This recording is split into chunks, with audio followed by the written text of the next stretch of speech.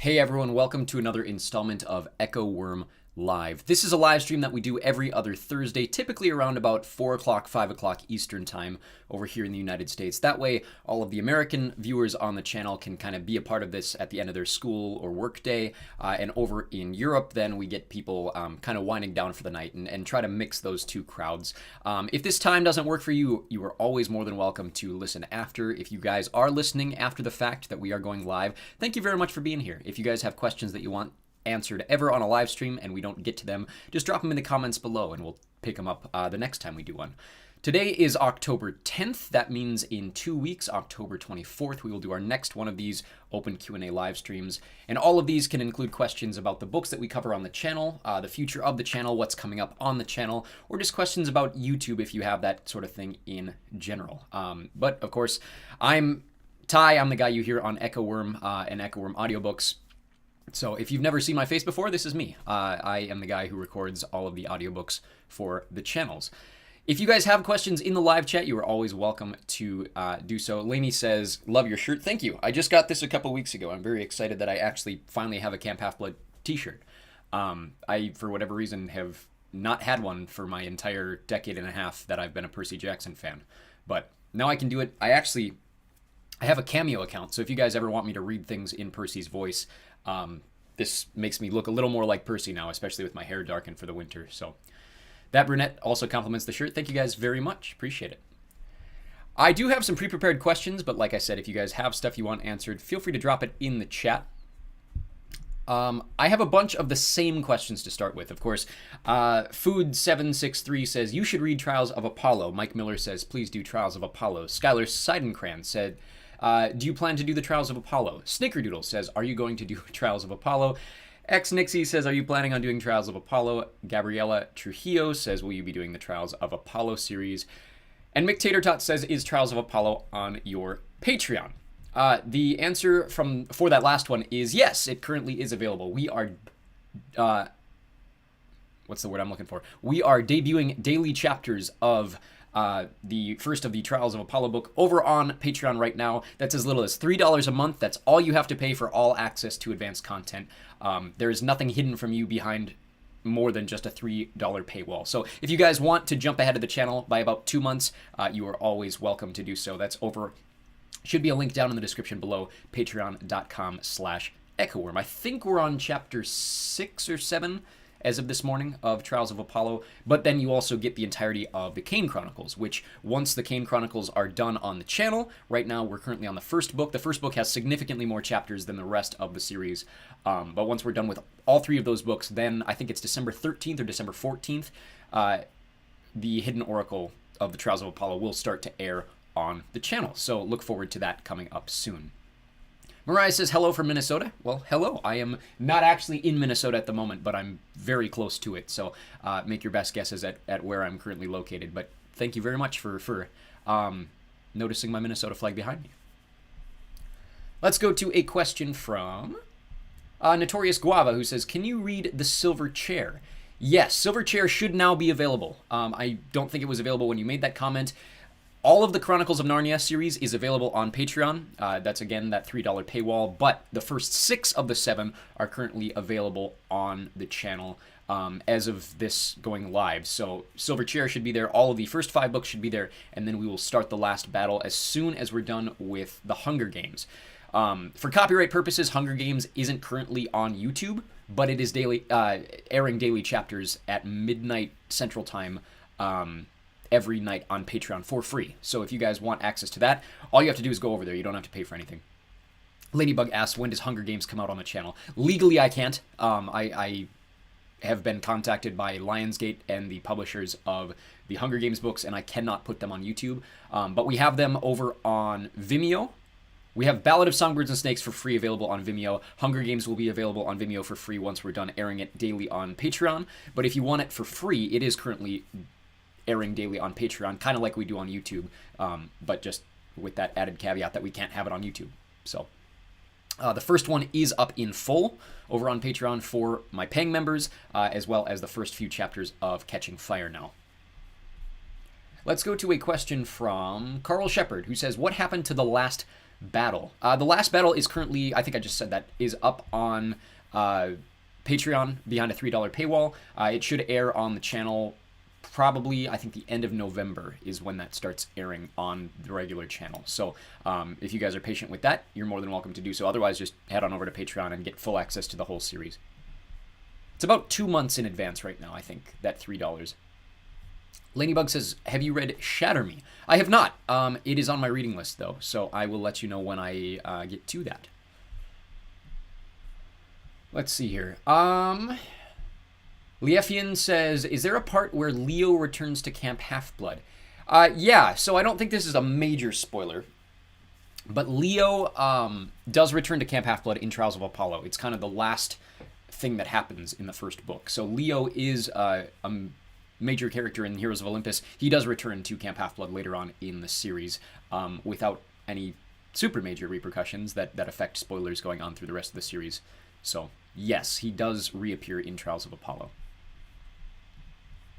Most of the characters do. The only ones off the top of my head that don't return for Trials of Apollo, I don't think Frank or Hazel make major appearances.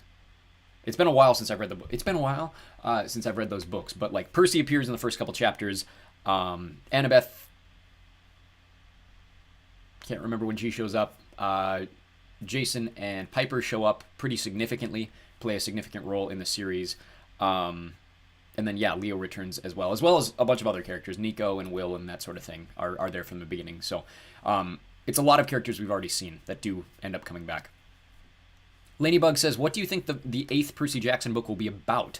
I have no idea. As of me going live, I haven't seen any news about the 8th Percy Jackson book. So for context, last year when the 6th book came out, the day that it came out, they also announced the release date and the title and cover of Wrath of the Triple Goddess, which was the 7th book. So in advance of about a year, we had an idea of what the 7th book was going to be about. As far as I know, they have not yet done this with the 8th book, so I have no idea.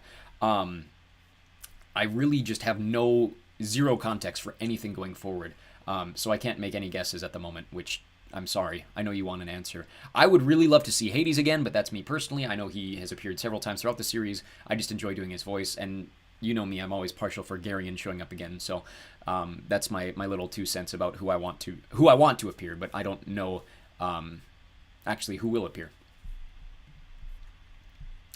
Cantu Short says, how often do you stream? So we do these open Q&A live streams every other Thursday. I mentioned earlier, I think we try to do it between about 4 and 5 Eastern time every other Thursday. And then the Thursdays in between, then we'll do a live stream without questions where I basically just go through right now we're doing Harry Potter. Eventually we'll move then to Percy Jackson.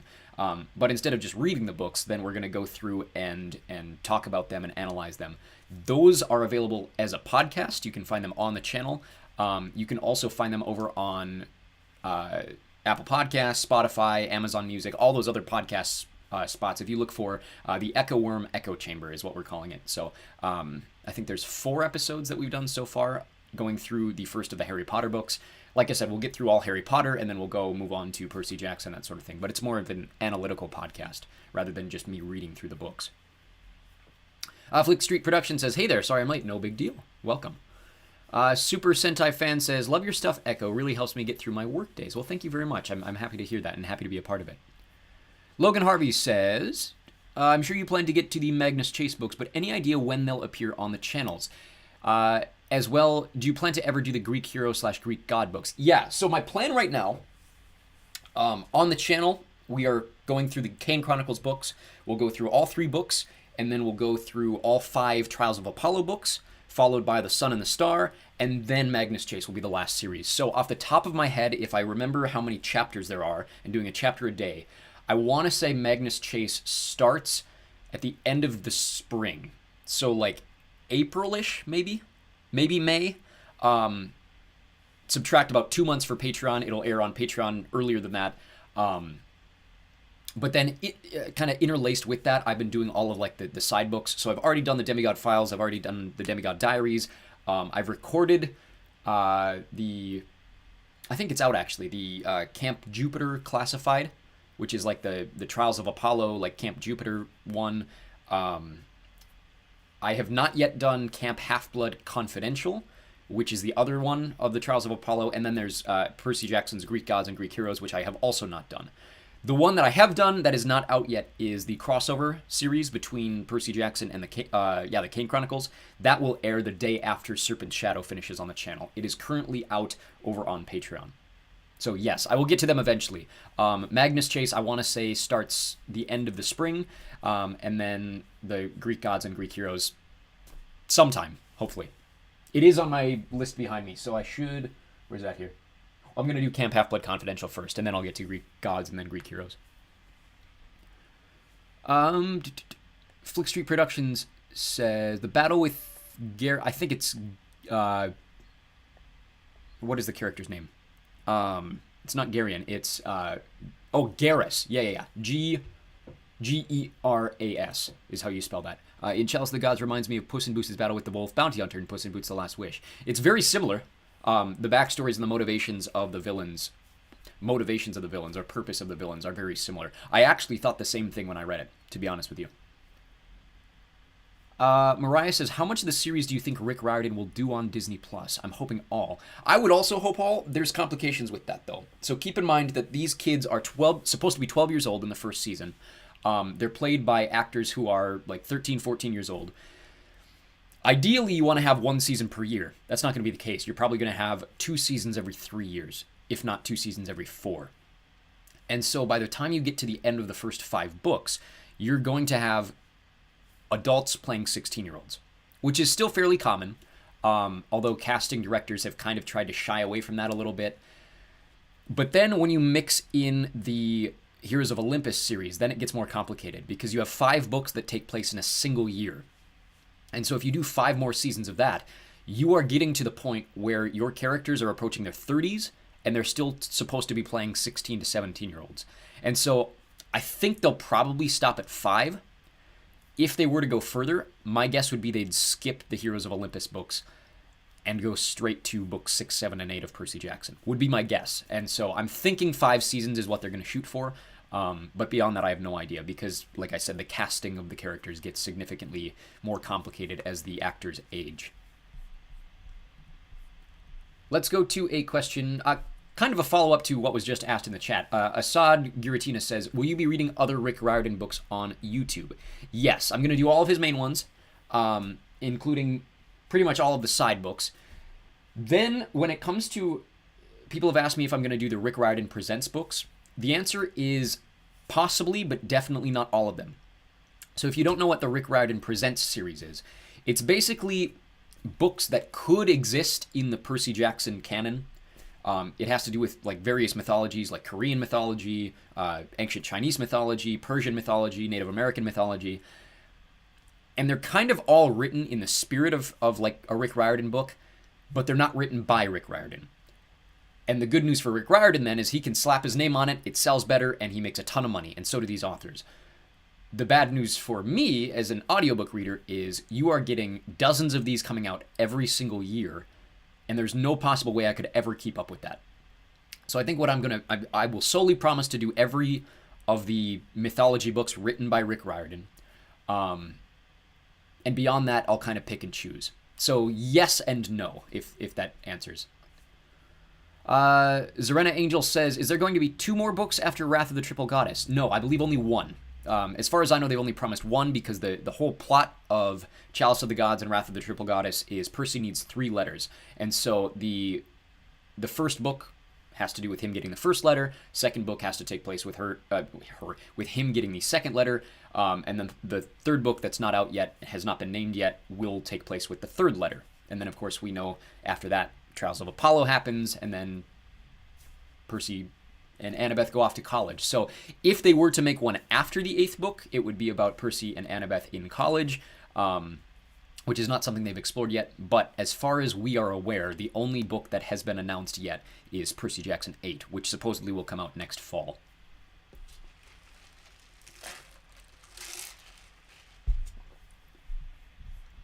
Let's go to a question from San Medai, who says, how do you make your voice change for different people? A lot of practice. It's a good question. So a lot of people sing in the car. right? And I kind of do this. I don't typically listen to music when I'm in the car. I'm a professional musician, and so I kind of am musiced out during my day, if that makes any sense. I know a lot of people find it hard to believe that a person can be like tired of music, but when you do it for a job, it's like you try to preserve your love for it as much as you can. And so I typically like I'll listen to either a podcast or a YouTube video or just silence when I'm in the car. And so whereas most people sing, I typically will practice impressions. And I've been doing this for a very long time. It was probably really weird until I started making money doing impressions. But for Harry Potter specifically, I do a lot of impressions of the actors in the films.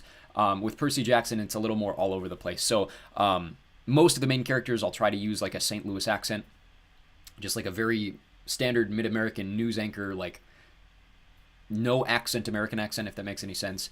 But then I'll regionalize certain characters. So like Frank, of course, I use my natural Canadian accent. Like Hazel's mom, I use a pretty heavy Bayou, Louisiana accent. And then various other ones throughout the series. So it kind of, you try your luck with a different character. Some people like it, some people hate it. I don't know. I get a lot of comments praising it. I get a lot of comments not liking the way that I do certain regional accents. But you just practice is the big thing. Let's see here.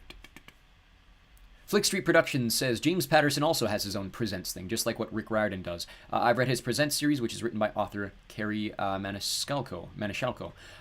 I've never read any of the James Patterson side books. When I heard about the Rick Riordan Presents, I literally just thought of Oprah's book club. So Oprah used to do this thing back when Oprah was kind of a bigger, I mean, she's got a lot more money than she used to, but like when she was doing her daily talk show, she used to do this thing where like authors would get the stamp of approval on their books and they would sell like 10 to 20 times as many books as they normally would just because Oprah put her stamp on it. And that's kind of what's going on with Rick Riordan. He's trying to help up and coming authors kind of get developed, especially when it fits into his mythos a little bit.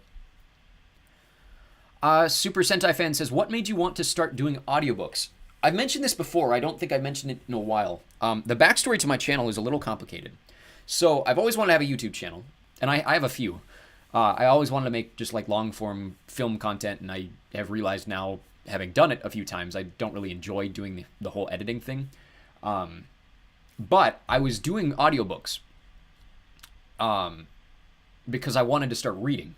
And I had fallen in love with James Dobson's readings on YouTube of the Harry Potter series, and I kind of wanted to try my luck at them. So I started doing that just for fun, and I wasn't really posting anything.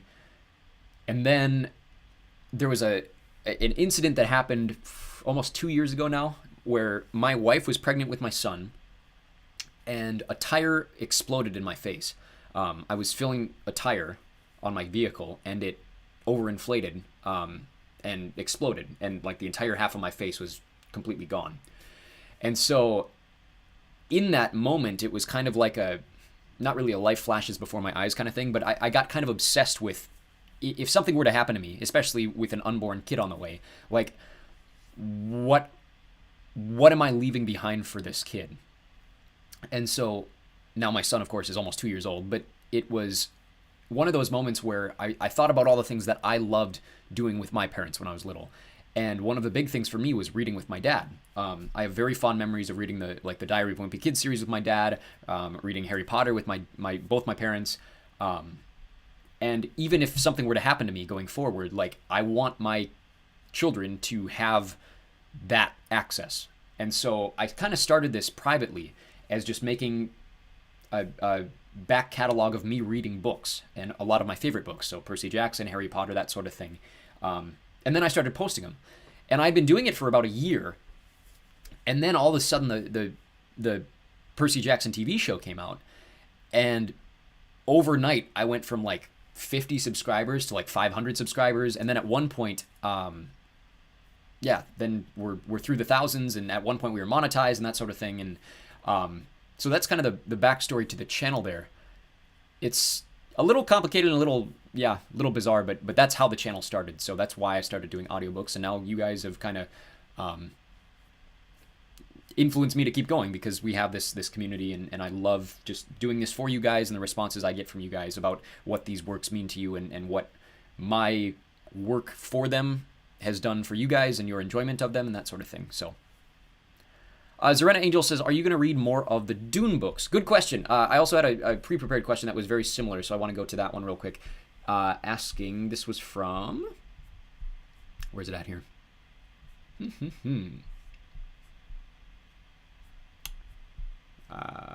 One sec.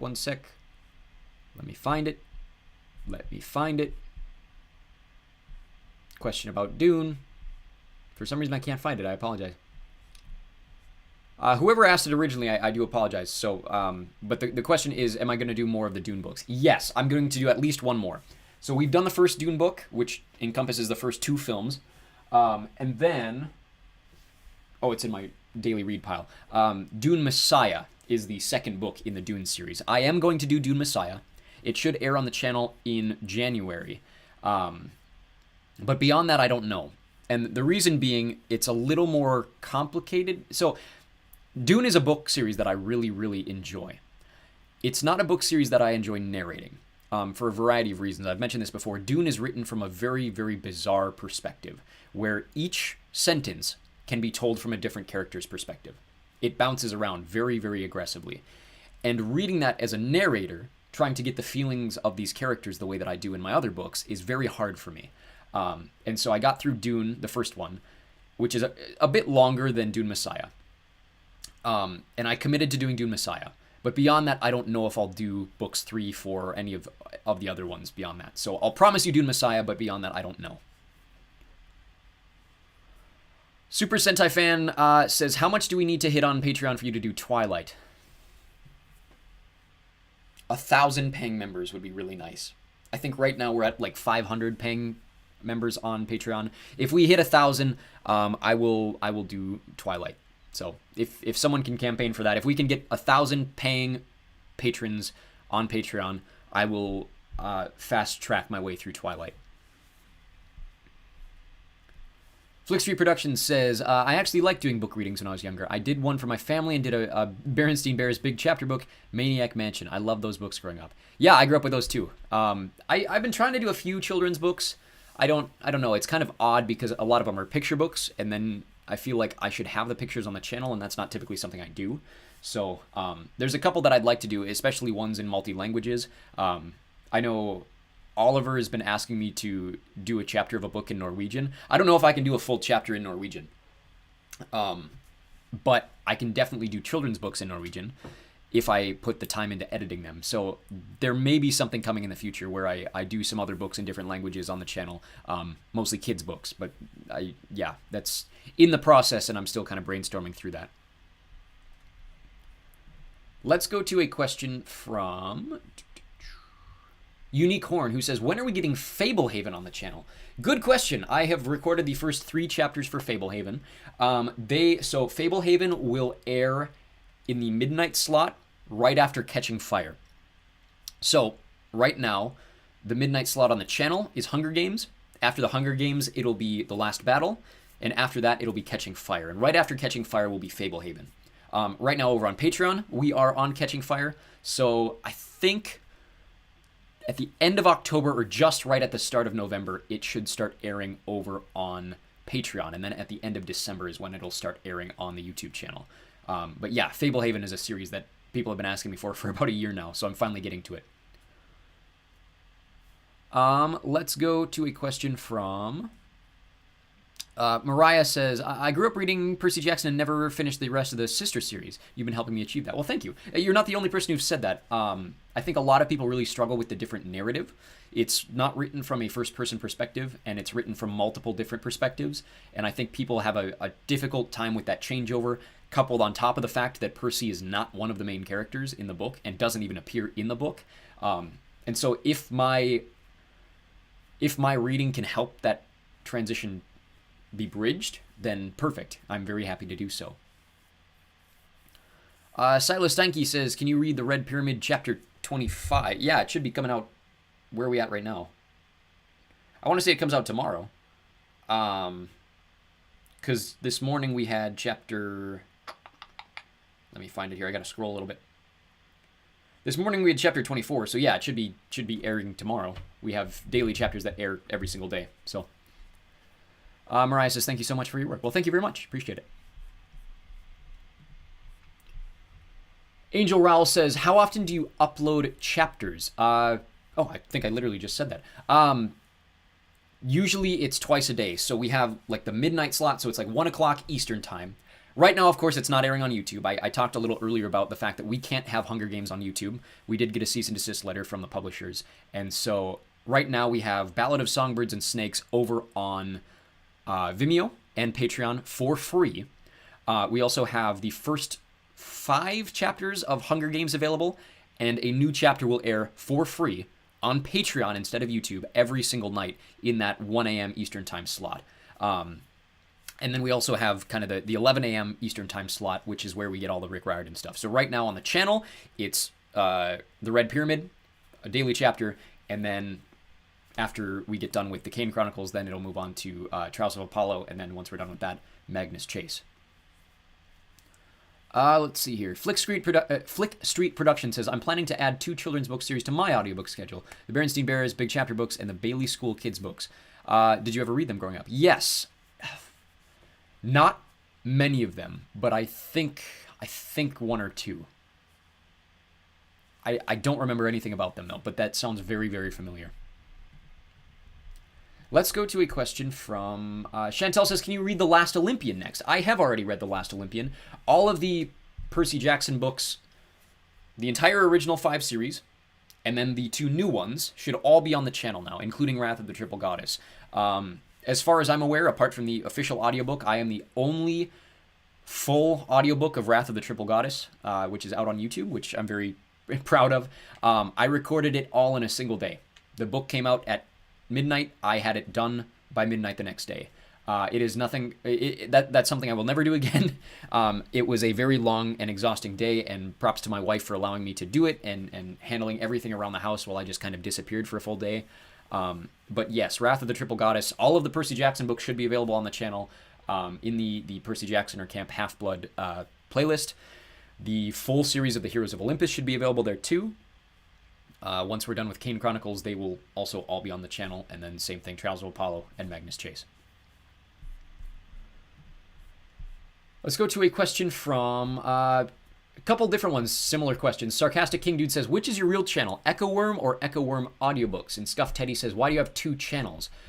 Good question. The answer to the second one, why do I have 2 channels, is for copyright purposes. So, I offloaded all of the daily content from Echo Wirm Audiobooks over to a new channel just simply called Echo Wirm, just to kind of preserve our copyright restrictions just in case something were to happen. YouTube, despite the fact that what we do falls under fair use typically, unless it's directly claimed by an author, is not kind to people simply just claiming your works. And so whether or not we can fight back in court, YouTube is not always on the side of the creators. It's more so on the side of the people making the complaints in the first place, whether they're valid or not. So, for example, Lionsgate definitely has the rights to pull our content because of the music that we used in them. I did sing for Ballad of Songbirds and Snakes, and so we had to pull those off. But then in something like the Spiderwick Chronicles or even Harry Potter, like we just kind of offloaded those off the channel in fear that we could get a third copyright strike. And even if we can fight back on a third copyright strike, your channel automatically gets terminated if you get a third one. And so that has happened to me before. And so that's kind of the explanation for the 2 different channels. So Echo Wirm Audiobooks, which is the channel where this live stream is airing, we do all of our daily content there, so daily chapters air all the time. You can still find all of the content in the playlists, and then there's links to our Vimeo and Patreon pages where you can find everything for free over there as well. And then Echo Wirm, the channel itself, without the audiobooks at the end of it, is where all of our full-form content is available there. Let's go to a question from Lexianne Zimmerman, who says, will you please do The Sun and the Star? Yes, The Sun and the Star takes place after Trials of Apollo. As far as all of the books that are written right now in the Percy Jackson universe, The Sun and the Star is the last one, chronologically. And so there are significant spoilers for the rest of the series if I were to drop that now. In fact, I'm not actually done with it. I am kind of co-recording it as I do all this other stuff. It's sitting over my shoulder on this side. You can see it right there. I'm about a quarter of the way through the book at the moment, recording-wise, but there are significant spoilers for things that happen in Trials of Apollo, and I will not put the book out prior to those events occurring in Trials of Apollo. So eventually it'll be out on the channel, but it is currently a work in progress for that purpose. Question from Judy Keene, who says, I'm so sure I've listened to you read the Harry Potter books, but I don't see them on your page. Where can I find them? Yeah, so those are available for free over on Patreon and Vimeo. There's links down in the description of this video. You can also find links in the description of the channels over there. Those are all available for free. You don't have to pay for anything, but yes, we can't have Harry Potter on YouTube. They are pretty notorious for their copyright expungements, or whatever word you want to use. Sarah W. says, would you ever read the Mortal Instruments series, the Infernal Devices series, and the Magnus Bane Chronicles? I'm unfamiliar with the last one, but yes, Mortal Instruments is on my list, and I believe Infernal Devices is also on my list. I would have to check that. But yes, definitely Mortal Instruments is on my reading list. Silas Steinke says, are you a Christian? I am, yes. I have mentioned that several times on our live streams. I have a full... working my way through recording the entire Bible at the moment. It's probably going to be about a 3-year project. Let's go to a question, another one from Judy Keene, who says, also, do you read and then speed it up, or is that your natural speed? You could probably tell by the way that this live stream is going that I talk naturally very fast. I have tried to slow myself down, and I think for the most part, significantly slow my voice down on the podcast. But it's very difficult for me to slow my cadence down when I'm reading audiobooks. Partially because I get really excited, and B, because it typically saves me time. The fact that I read fast is kind of a blessing and a curse, because I do often make stumbles or mistakes, so then I go back and edit them. But it also, if I do a solid run through, I can get through a 15-page chapter in about 20 minutes. Whereas if I were to read at a more natural pace that a lot of people talk about, it would probably take me 30 to 40 minutes to do. So it does save me time in recording. I know a lot of people in my comments section are like, this should be at 0.75 speed, or it sounds a lot better at 75 speed. And you're more than welcome to do so. Like I know not a lot of people read as fast as I do, which is totally fine. Like I'm well aware of the fact that I read really fast. And so comments that tell me to slow down, it's like, no thanks. But you are more than welcome to do so. YouTube has a playback option. Sarah W. says, Magnus Bane is a character from the Mortal Instruments, so this is a spin-off, I think. Okay. I've never read through the entirety of the Mortal Instruments, so I am unfamiliar. It's been a long... I may be confusing it with another series. Anyways. Zarena Angel says, I think Rick Riordan should expand Camp Jupiter because we know very little about it. What do you think? I've mentioned before, I've never really been into the Roman stuff. Like, a lot of people love Son of Neptune. I am not high on it like a lot of people are. So there is a niche for it. I think he expanded on that a bit with the Camp Jupiter classified book. Just kind of talking about the daily life there. And if we were to get, like a ninth Percy Jackson book about his experience in college with Annabeth, I think we might be able to see more of that because of the fact that they are going to college out at Camp Jupiter. But for me personally, that's not something that I need. I've always loved the Camp Half-Blood stuff more than I've liked the Camp Jupiter stuff. So I think there's a niche for it, but it's, I'm not the author.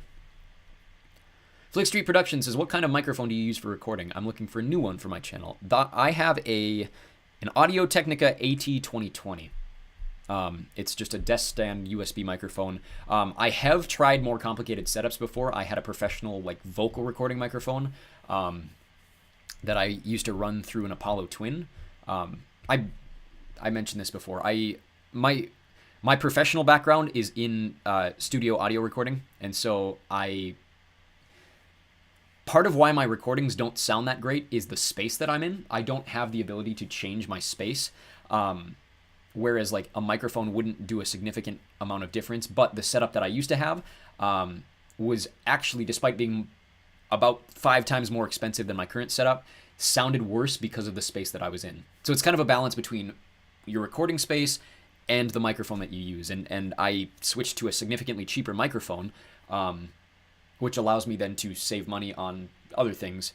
But yeah, it's interesting. So the one I use is just a desktop standing Audio-Technica. You can get it at your local Guitar Center or maybe even your local Target. Sarah W. says, would you ever read the Lunar Chronicles? I'm unfamiliar with them. I'll have to check them out. Let's go to a question from Lily B, who asks, there's a couple here kind of similar. Lily B says, can you please do the Magnus Chase series? And Nosh says, can you do the whole Rick Riordan verse? Yeah, I kind of mentioned this earlier. I will do Magnus Chase after we're done with Trials of Apollo. In terms of the full Rick Riordan verse, I will do all the ones that he's written.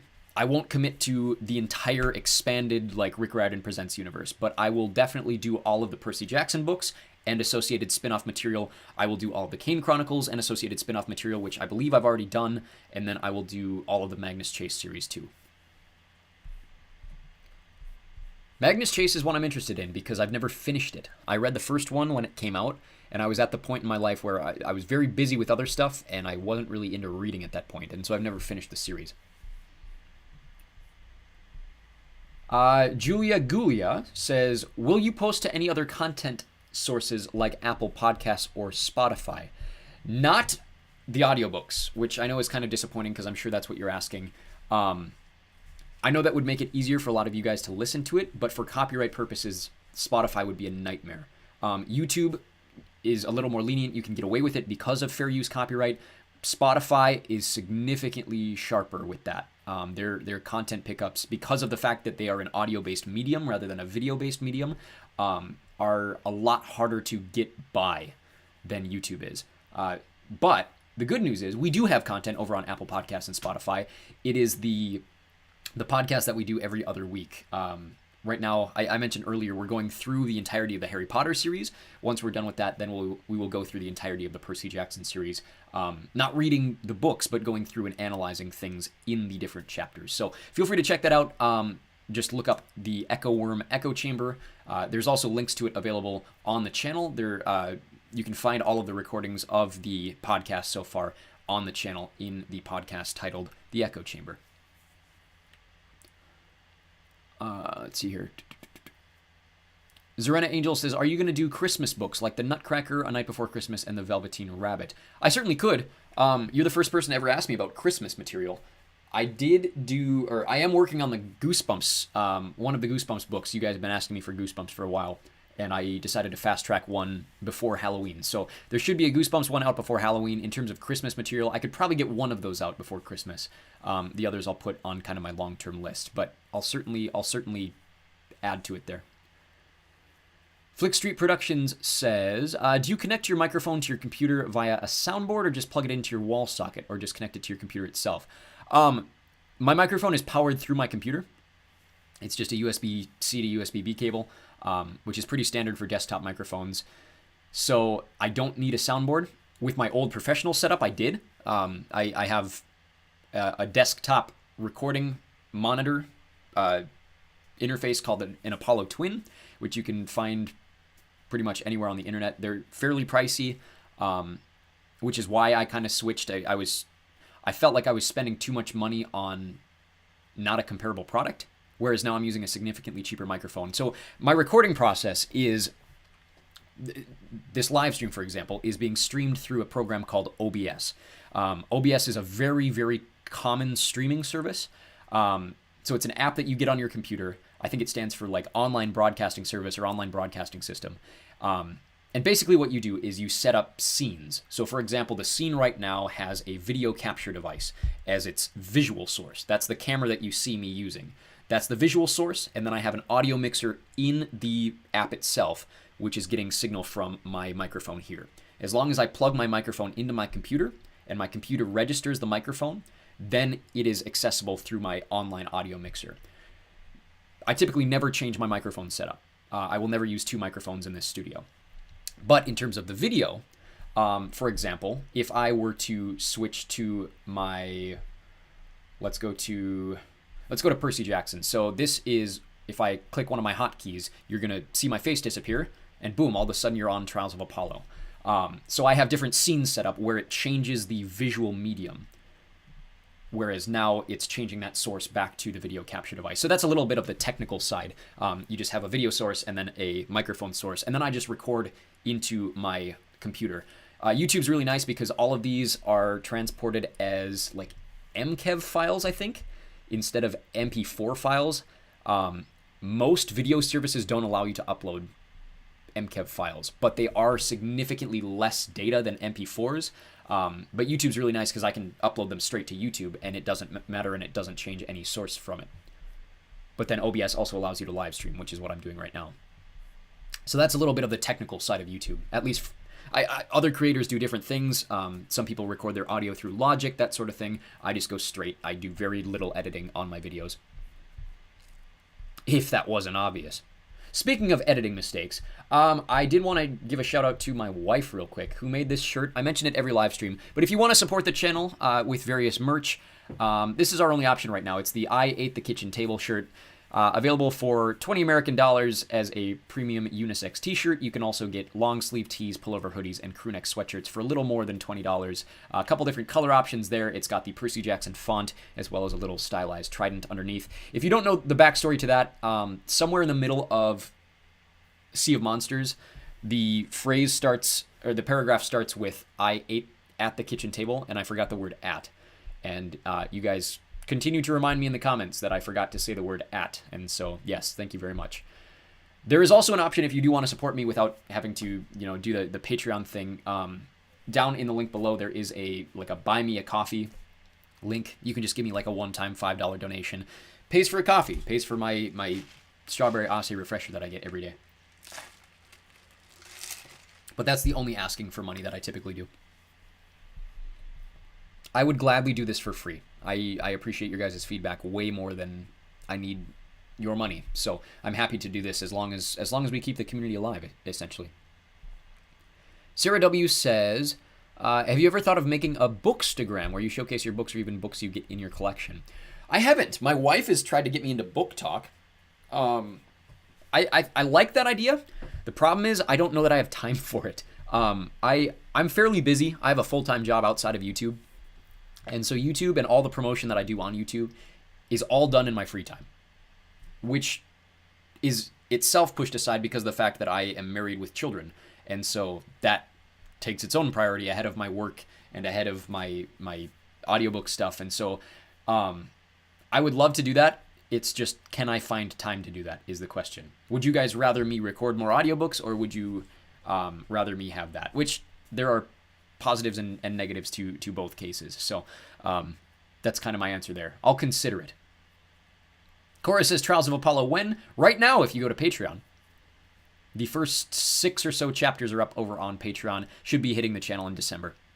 So if you want to skip ahead by 2 months, it's just $3 a month.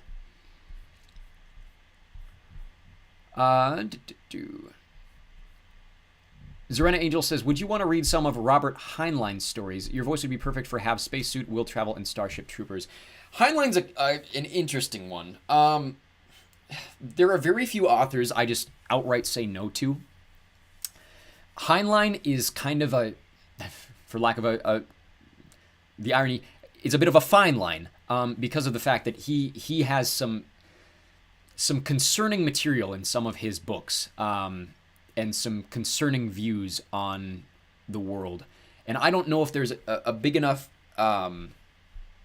obviously you're asking for it, but there haven't been many people asking for Heinlein compared to some other, like I get Tolkien requests all the time. I would gladly do Tolkien.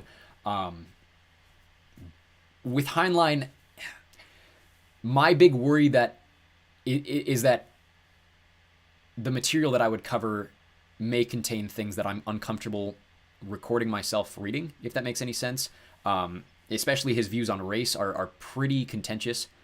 But if there was something that doesn't, if there's something that doesn't really cross any major lines, then there's not. I would be happy to do that. I just know that there are some things that I'm concerned about if I were to cover on the channel some of his works.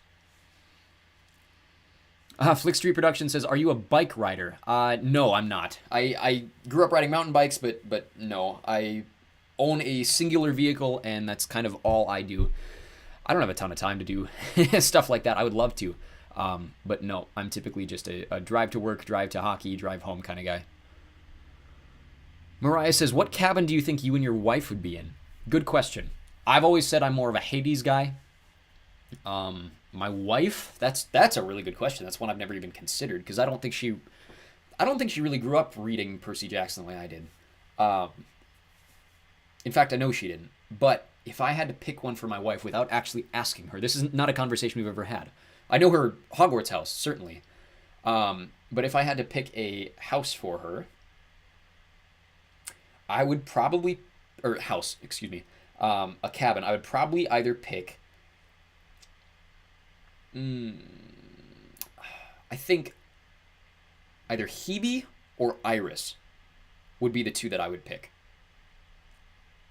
Off the top of my head, would probably be the two that I would pick. Let's go to a question from George Teradrup, who says, who is Thanatos? Thanatos is a character in Greek mythology that is essentially the Grim Reaper. That's kind of where we get the idea of the Grim Reaper from. He is the god of death, whereas Hades is the god of the dead. Thanatos is the physical embodiment of death. And so Thanatos is the one who arrives to send people to Hades, if that makes any sense. He's the one that brings the death. Thanatos appears as a character in the Son of Neptune. He's kind of the big... I don't know if MacGuffin's the right word. He is the thing that they have to rescue at the end of Son of Neptune. And so he does appear in the series at least once, off the top of my head, that I can think of. I think he appears another time, but that time is escaping me. I cannot... If anyone remembers when Thanatos appears in the series, let me know in the comments. Let's go to a question from Dragon22214, who says about Wrath of the Triple Goddess, Leo is still missing during this time, right? Yes. So there are several references to Leo in Wrath of the Triple Goddess, where Percy is remembering Leo because Leo has like built him things and given him little gadgets to help him in his day-to-day life, whatever. But yes, at that time, Leo is still missing. So I mentioned earlier, Leo does reappear at Camp Half-Blood, but he disappears at the end of Heroes of Olympus, and he comes back in Trials of Apollo. And between those things is Percy Jackson 6, 7, 8. And so yes, he is gone. Flick Street Productions says, I don't think the Divergent series should get a remake. The first attempt to adapt them didn't go over so well, and I can't see things working out for a second time. The big thing with Divergent is... And I say this as a fan of the series. Not a super fan, but like someone who enjoys the series. It was one of those where it had everything going for it, right? So young adult fiction was huge off the back of Twilight and then through the Hunger Games. The thing about Twilight and the Hunger Games is, as much as people grill on Twilight, it was innovative. It combined kind of the vampire mythology with the romance mythology that hadn't really existed before, and presented it in a way that brought people to it, right?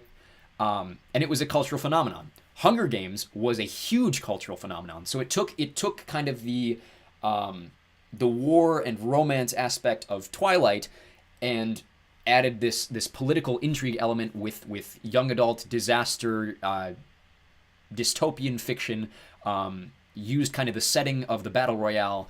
The Hunger Games is an ingenious series.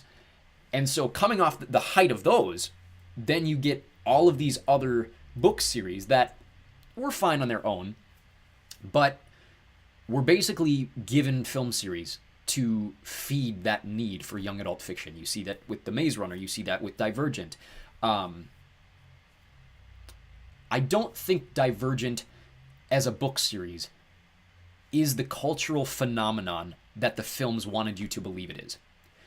For example, let's take a book like City of Ember, right? I don't know if you guys remember the City of Ember film. It was Saoirse Ronan's big kind of breakout film, 2007, 2008-ish.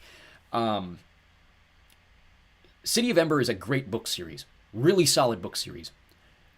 They wanted to make it the next Harry Potter. It's not the next Harry Potter. There's not enough intrigue to it. There's not enough factionalization between the different teams of, like, it's not Harry Potter. And yet the studio, was it Beaker Street that greenlit that one? It failed at the box office. I mean, it didn't necessarily fail at the box office, but it didn't spark a franchise the way they wanted it to. Divergent was kind of the same way. The film did well because it built upon the universe that movies were in at the time. The young adult fiction thing was huge. The female protagonist, like, pop sensation craze, that was huge, especially coming off the back of the fact that Shailene Woodley and Ansel Elgort came out of Fault in Our Stars. I don't think Divergent would have done nearly as well had The Fault in Our Stars not been as big as it was.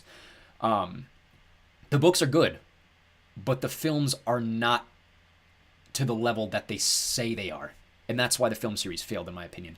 I think Divergent could work as a TV series,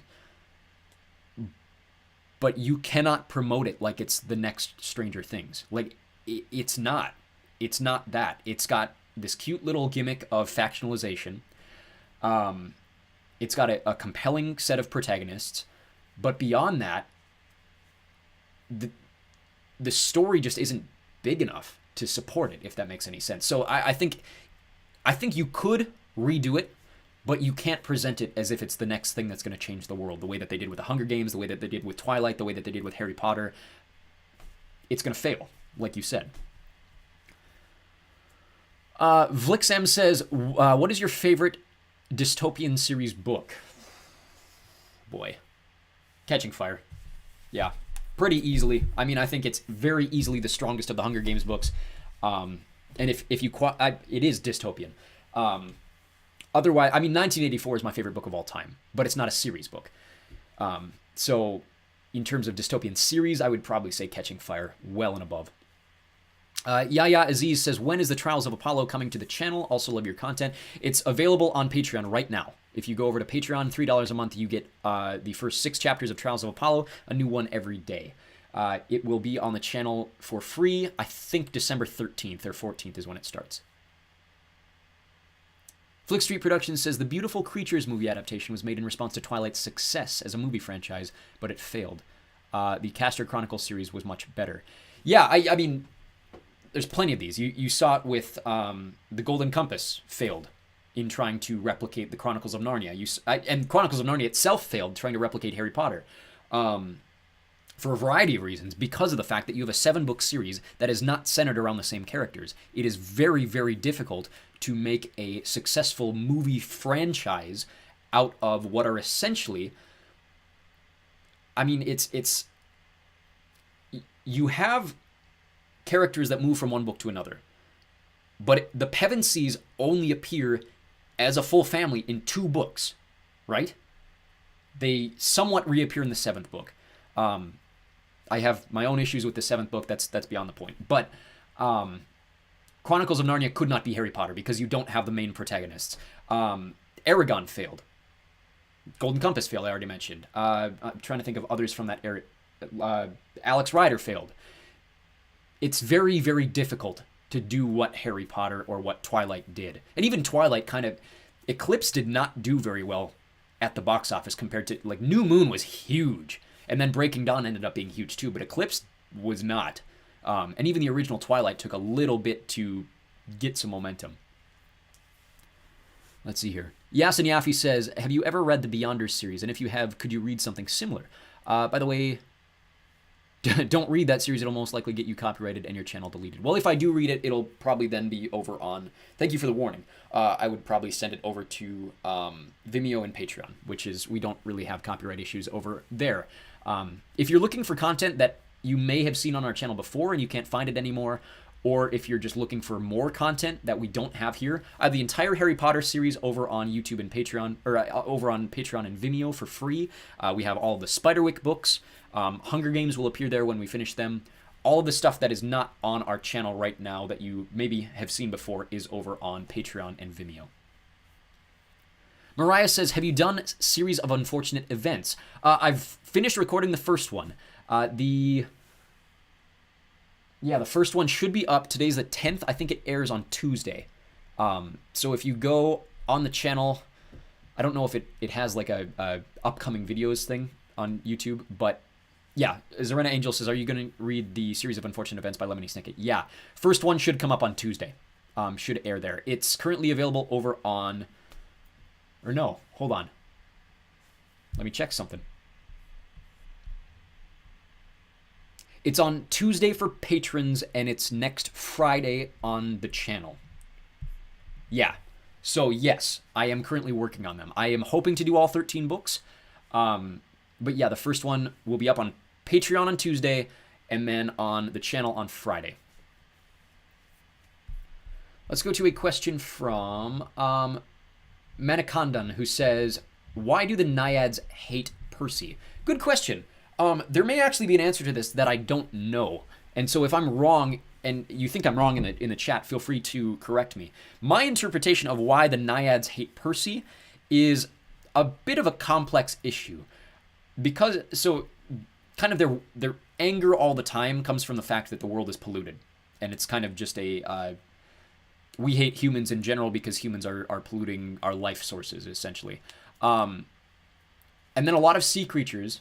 You see some that are very friendly to Percy, obviously, like the hippocampi and that sort of thing.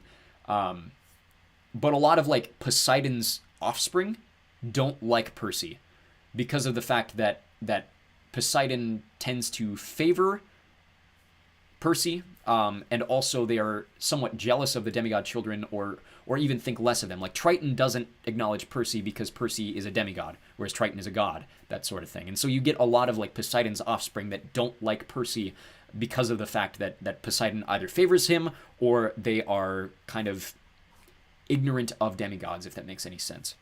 Would be my best answer to that question.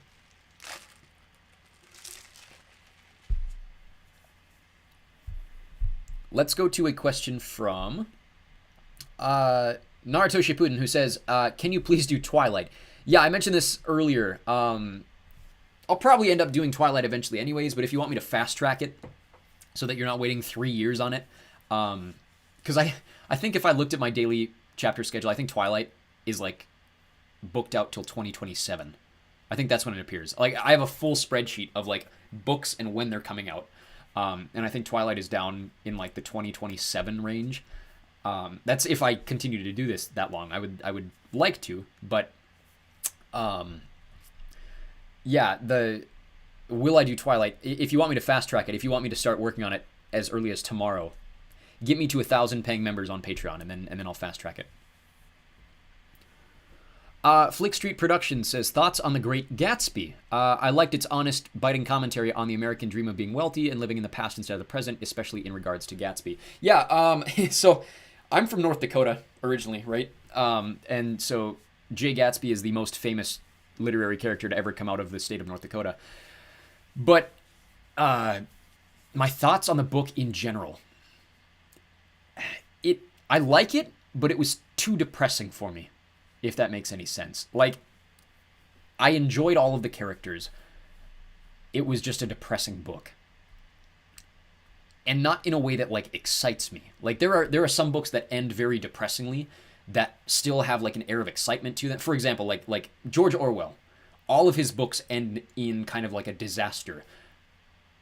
But I'm still on the edge of my seat. It's the same as, like, the ending of Psycho or the ending of One Flew Over the Cuckoo's Nest. Like, they're very depressing endings, but you're kind of on the edge of your seat with them. That wasn't the case for me. I'm not going to maybe spoil anything major, but the ending of The Great Gatsby, like, it didn't come out of nowhere, but it wasn't like it shocked me. Whereas, like, something like one of my favorite books of all time is Of Mice and Men. That is so well foreshadowed and so well handled that at the end of the book, it's depressing and bleak, but you're like, whew, like, take a breather. Whereas Great Gatsby, it was like, oh, okay, in my opinion. But otherwise, I do very much like the book. I like the setting. I like most of the book in general. I like F. Scott Fitzgerald as an author. Xpogo Sam says, off work now. How could you do my favorite character like that? That's a really good question. How could I... So, for the context to this, I'm writing my own book.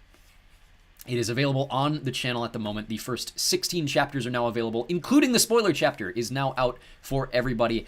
The book is called The Radiation Effect. You can find it in the playlist titled The Radiation Effect. It's got a big, bright red background as its kind of cover art for the moment. But I decided to...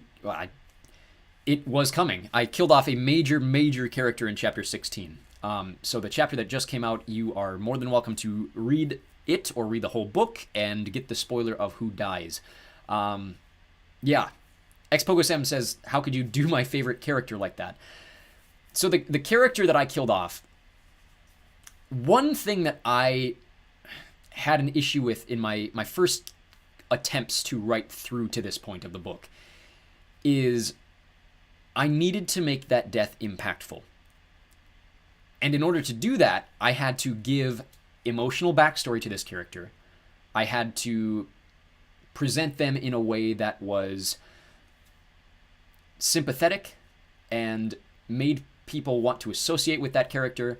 And it kind of backfired because of the fact that most people that I've asked about the series have said that this character is now their main, like their favorite character, because I have made them so like sympathetic and so like I've given them such a solid backstory and such solid motivations. And then I just decided to kill them off. And so it's kind of backfired because now I'm left with characters that I personally love because I know where their stories are going, but I don't know that I've given them the motivations and the characterizations and the focus that I gave the other character in trying to... So it's a bit of a weighted thing, but yeah. Point is, I had to kill off a main character. It was the right character to kill off. More things are coming. The rest of the book has tragedies as well. But the major shock of the book is now over. At least if you're up to the book in that point. And of course, I'm still not naming that character on the stream. I might do it eventually, but yeah, it's... honestly, I'm very proud of that chapter. I think that chapter, the pacing and the tension and the anxiety, I was always worried about getting to that point and not quite hitting the satisfaction with it. And now that I'm through that chapter and even into the next couple chapters, I'm very, very proud of the way that scene ended up happening. So hopefully you enjoyed that much of it. Obviously, you don't enjoy the death of your favorite main character, but yeah. Noah Benson says, I imagine you looking totally different. That is often the case when you hear someone without seeing them for the first time. I remember the first time I found out what my favorite singer looked like when I was like 5. Zarena Angel says, Brave New World had a depressing ending as well. Yes, it absolutely did. Quack Quick says, what is your favorite Percy Jackson book? My favorite Percy Jackson book in like the Percy Jackson series is Battle of the Labyrinth, the 4th one. Overall, in like the whole Camp Half-Blood Chronicles series, my favorite book is probably House of Hades. I know I used to say Mark of Athena, but you guys have convinced me that House of Hades is better now. Let's see here. Vlixam says, kind of a weird question, but if you were a god, what god would you be?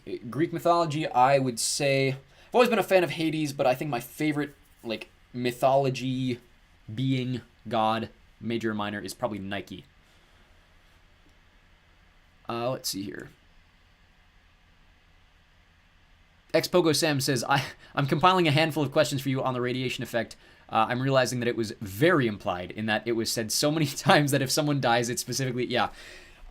So I threw a lot of red herrings in there. Obviously, there was the red herring in the chapter itself where 2 of the main characters disappear, and then you're worried that's going to happen. One other character is very specifically set up to be killed, and then things go wrong, and another character is killed. And so, yes, I'm glad that... So, obviously, I know that it definitely was the right character to kill narratively. I actually did yell no on my drive home. It was very well written. Well, thank you. Yeah, I foreshadowed it immensely.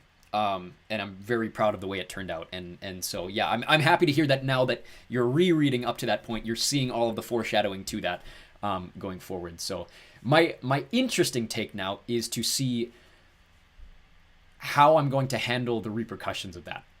Obviously, there's the stuff with that character's family that is going to come into effect going forward, and the interactions that that character's family will have with all the other characters who survived, and the weird tension between that. I'm very looking forward to that towards the end of the book. Joseph Morrill says, another day, another Starbucks drink purchased and drank like no one else's business. Yeah, don't worry, this is my second one. I did mention this earlier, and I said I wasn't going to ask for more money, but if you guys want to, if you want to support me monetarily other than just Patreon, there is a link down below to a website called Buy Me a Coffee. You can literally pay me $5 and it will cover my acai refresher for a day. I would very much appreciate it, but it is totally up to you.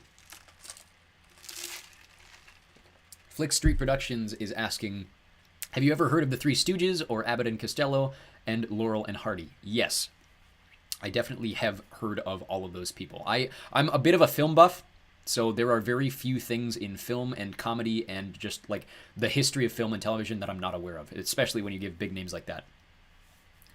Sarah W. says, which god would you be in ancient Egyptian mythology? That is a really good question.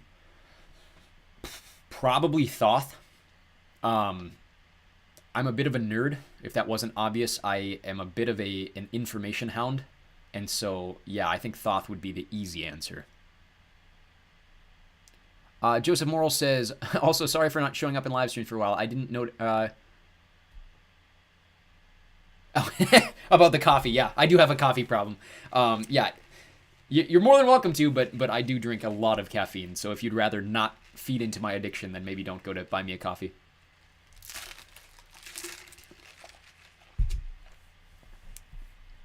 Feel free to keep asking questions in the chat. I'm going to go to a question from... let's see, this one is from George Terradrop, who says, how did Percy find out about the Roman demigods? Did I miss something? Yes, I believe this was a question asked on either Chalice of the Gods or Wrath of the Triple Goddess. If you are reading those, having not read Heroes of Olympus, you are going to be very confused. You cannot read Last Olympian, which is the 5th Percy Jackson book, and then read the 6th Percy Jackson book, Chalice of the Gods, because they don't go side by side. There is a significant amount of material that happens in between them in a separate series. I've already done that series, which is why I am going through the entire series in chronological order. So yes, do the first 5 Percy Jackson books, and then do the 5 Heroes of Olympus books, then go back to Percy Jackson with Chalice of the Gods and Wrath of the Triple Goddess, and then go on to Trials of Apollo. Otherwise, you're going to be very confused. Elias Quigg says, have you seen Boondock Saints? Yes, I grew up watching Boondock Saints. Zerena Angel says, I cried when you read a certain character's death in The Last Olympian. Just don't fall asleep listening to Dune. You scared me a few times, but it's good. I'm curious what I said in Dune that scared you. Joseph Wirm, also you. Why 2 channels? I answered this earlier. I'll answer it again because I'm assuming you weren't in the chat for it. Yeah, so for copyright purposes, I just decided to protect the content on the channel by offloading all of the full stuff over onto a second channel, which is Echo Worm. But then we still do all of our daily stuff, and I still have all of the videos from that other channel on this channel in the playlists. So if you go to the playlists, all of the stuff still should be there. Excuse me. Let's see here. Riley Sanders says, hi, I love your... Oh. Hold on one sec. I'm losing connection. If the chat dies or if the stream dies, let me know if you guys are having issues with the stream here. I'm going to try to fix this real quick.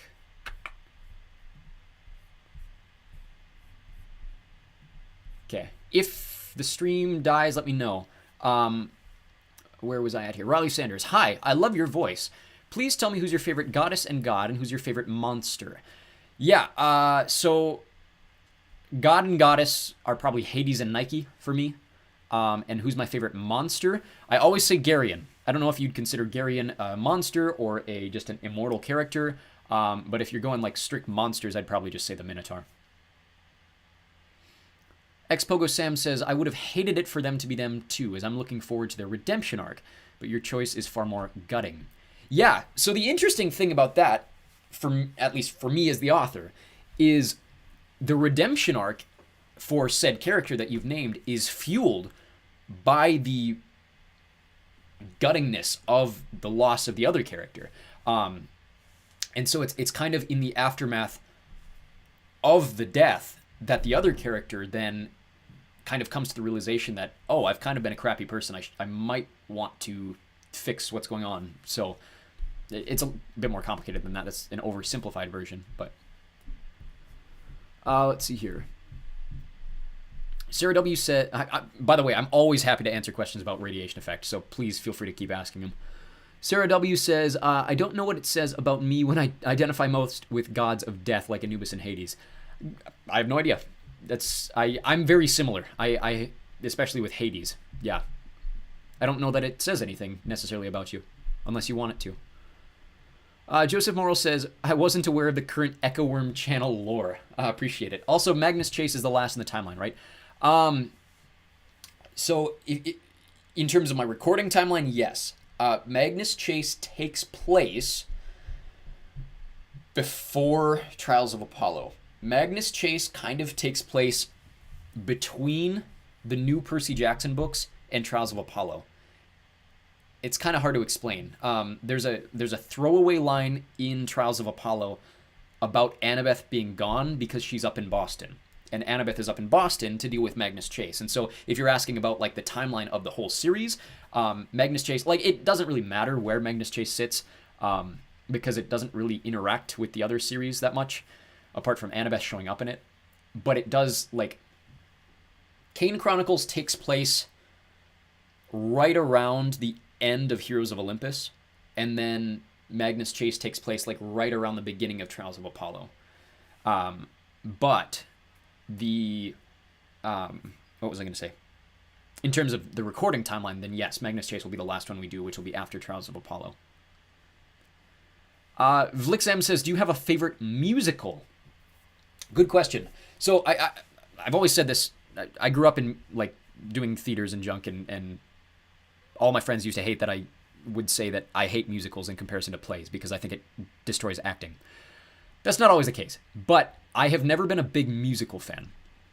That being said, I think there are some musicals out there that are just absolutely brilliant. I saw Wicked on Broadway. I thought it was fantastic. I'm a big fan of just kind of the stereotypical, like, core Rodgers and Hammerstein type musicals. I love The Sound of Music. I love Fiddler on the Roof. I love, what's the one I'm thinking of? Sound of Music, Fiddler on the Roof, and the one Les Mis. But the one that has become recently one of my favorite musicals is Jekyll and Hyde. And I'm really excited because in a couple of weeks, my local university theater is doing Jekyll and Hyde as a musical, and I've never seen it before. This Is the Moment is the song that I will sing at karaoke all of the time, and I'm very excited to see someone other than myself do it on stage in person for the first time. So, Jekyll and Hyde is probably my favorite at the moment. But Wicked is definitely the best musical I've ever seen in person. Let's see here. Flick Street Productions says, favorite Monty Python flying circus sketches. My favorites are Silly vs. Sensible, Election Night, Conquistador, Coffee Campaign, and How Not to Be Seen. I'll be honest with you, I have never seen a full episode of Monty Python's Flying Circus. I've seen a lot of their films. I've never seen the show. The one sketch that I remember is it the Argument Clinic? That one is very funny. But beyond that, I haven't seen any of their movie content. I'm an American. I didn't really grow up with Monty Python. Let's see here. Joseph Morrill says, speaking of musicals, I'll assume you haven't listened to Epic the Musical yet. I haven't. I'm sorry. Mariah says, did you watch the Chronos series on Netflix? I also haven't done that yet. I will add them both to my list. I promise. You've been asking me for ages. I'll get to it. Shamaro Plays says, hey, Echo, what drove you to start writing The Radiation Effect? That's a good question. I've been trying to write a book my entire life. From the first days that I read Harry Potter as a 5-year-old kid, I have been trying to write a novel. For the longest time, it was a mix of all of my favorite things, and eventually I might end up turning it into a graphic novel.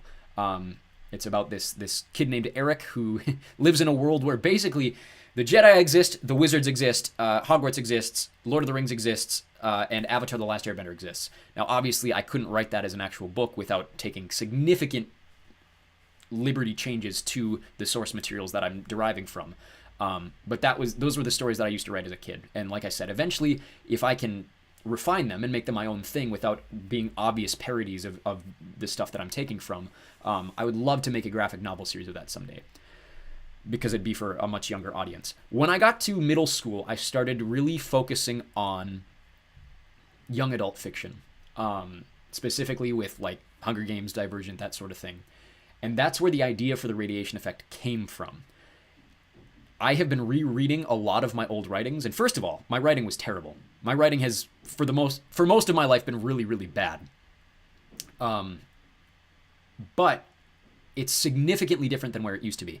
And so for the last 10 years, I've kind of been refining just the ideas of it, the themes of it, what the core of the story actually is.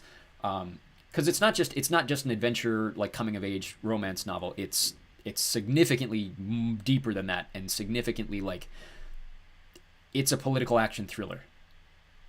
That is what it is at its core now. And the fact that I've kind of defined that and defined who the main characters are and what their motivations are, and the learning how to write essentially in this whole process is where I'm at now. So this is 10 years on from the original idea of it, but now that I actually know how to write, kind of, is now we're at where we are now. Let's see here. Grilled Cheese says, yay, more Q&As. Well, I'm happy to have you here, Grilled Cheese.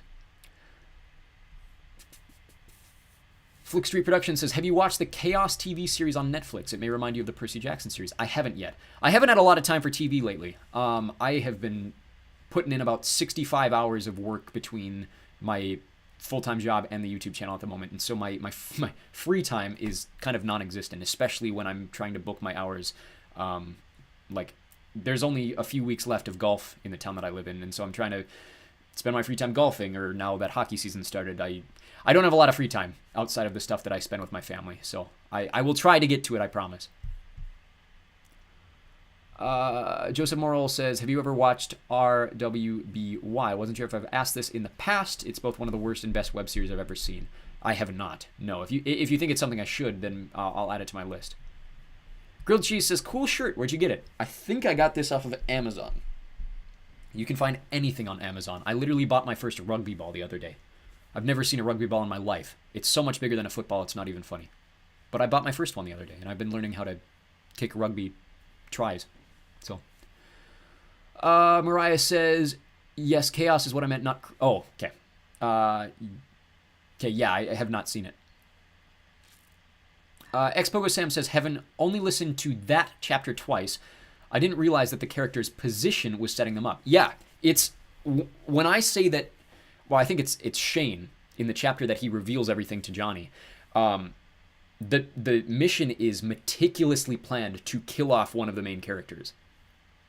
And I think it was you asking about this in the chat.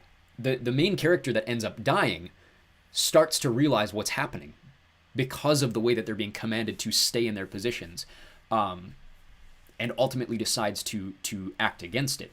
And so it's a lot of stuff happening at once, and this is so cool to see someone actually understanding what I'm doing with it now that you've reread it. Thank you so much. I really appreciate it. Sarah W. says, can't wait to watch Wicked. I know nothing about the story, just The Wizard of Oz. It's a very good musical. Like I said, I saw it on Broadway in 2017. Whoever the cast was then, whoever played Glinda was really, really funny. Obviously, the film version is going to be Ariana Grande. So I'm interested to... I will, of course, end up seeing the film. The story of Wicked is fantastic. The music is fantastic. I am very curious to see how it'll translate from stage to screen. Grilled Cheese says, when you write a book, will you make an audiobook of it? Yes. So that's kind of what we're talking about right now. I am actively writing a book. Excuse me. So sorry. And one of the cool things about writing this book at the moment is I am live uploading it. So every time I finish a chapter, I record it, and then I put it on the channel. So you can check out the first 16 chapters of the book that I'm still actively writing on the channel. It's called The Radiation Effect. And that is what a lot of these questions are about. Let's see here. Expo Sam says it makes more sense how the deceased character put it together themselves right before. Yes, that's exactly what I was going for. Let's see here. Sarah W says, did you watch Wednesday, the TV show? And if so, what did you think of it and Wednesday's character? I saw the first episode. I never finished it. I got busy doing other stuff. Of course, I have friends and my wife are very big fans of Jenna Ortega. And so I have been trying to get back to it. I was impressed. I liked the visual style of it. It was interesting to see the take that they... So I say this, of course, knowing that Jenna Ortega is in the new Beetlejuice movie. Wednesday felt to me like a Beetlejuice version of the Addams Family, essentially, is kind of how I felt about the atmosphere of the film. So I enjoyed, TV show. So I enjoyed the first episode. I just haven't seen beyond that. Zarena Angel says, would you try the Philip Jose Farmer Riverworld series? I've never heard of it. I will check it out. Riley Sanders says, I've only read up to the heroes, reading the Diary of Romans. I only listened to you read, though. Yasin showed me you. It's, Yasin Yafi. Yeah, thank you, Yasin, by the way. It's definitely difficult to get over to, like, I mentioned this earlier. It's a different POV. Percy Jackson is all told from a first-person Percy Jackson perspective. Heroes of Olympus is third-person, introspective, but then you jump between characters. Especially, like, the first two books have 3 separate main characters, and then once you get to the third, fourth, fifth book, you get, like, 7 main characters all telling different POVs. So it's a bit different to get into, and I know why people... Yeah. Let's see here. Joseph Morrill says, yo, Sun in the Star, that one where redacts sensitive information and spoilers. Yeah, it's on my list. So behind me, over my shoulder, is my... I mention this every live stream. I have my active read pile in front of me, which right now includes Fantastic Beasts and Where to Find Them, Catching Fire, Among the Brave, that's an A to Z Mysteries book, Tale of Despero, Fire and Blood, Magic Treehouse, Goosebumps, Hidden Oracle, Dune Messiah, Malishon Manor, and some more A to Z Mysteries and Magic Treehouse books. That is what I'm currently actively recording one chapter of every single day. I'm staying busy. Behind me is my Get to It When You Can pile, which over this shoulder currently includes, hold on, I gotta go like Fablehaven, Sherlock Holmes, Aragon, and Game of Thrones, and over the other shoulder is the Book of Mormon, Divergent, House of Cards, Sun and the Star, Maze Runner, The Reckoning of Roku, Diary of a Wimpy Kid 4, The Hobbit, more Star Wars stuff, Artemis Fowl 2, more Series of Unfortunate Events, Scent, more Margaret Peterson Haddock stuff, City of Ember. Yeah, there's plenty over there. So, yeah, there's a lot of books I'm working on at the moment. Hopefully I don't get them too confused with each other, but that's, that's how busy I'm staying with you guys. Shimaro Plays says, just finished Blood of Olympus, and it almost broke me in the last chapter. The last chapter is, yeah, it's a good ending. It's a really good ending to the series. Xpogo Sam says, we've gotten so many examples of why not to trust the IREA. Yeah, flip the I and the R. There you go. And now we have an incredibly valid reason. Yeah, so the interesting thing to see going forward for the series is where the different characters are going to place their blame. Is it on the organization? Is it on the people running the organization? Is it on the certain political affiliations of the people in the organization? It's gonna get pretty heavy in terms of just factionalization between the different main characters and that sort of thing. So I'm very excited to see where it goes going forward. Flick Street Production says, did you like model trains growing up? I did, and I want my future new home to have space for me to set up a big new train set and model city. Not in like the model train type things. I grew up with the little train sets that you get at Barnes and Noble and that sort of thing. Beyond that, I was never a big model person. I was more into just like freehand drawing and building stuff. So PM says, do you practice chapters before you record them, or do multiple takes, or do you raw dog it? I typically raw dog it. Very often I will stumble on my words, and then I'll restart at a paragraph, and then I'll use YouTube's editing suite to just crop. But most times I go in blind. So like, for example, I mentioned earlier, I have never finished the Magnus Chase series.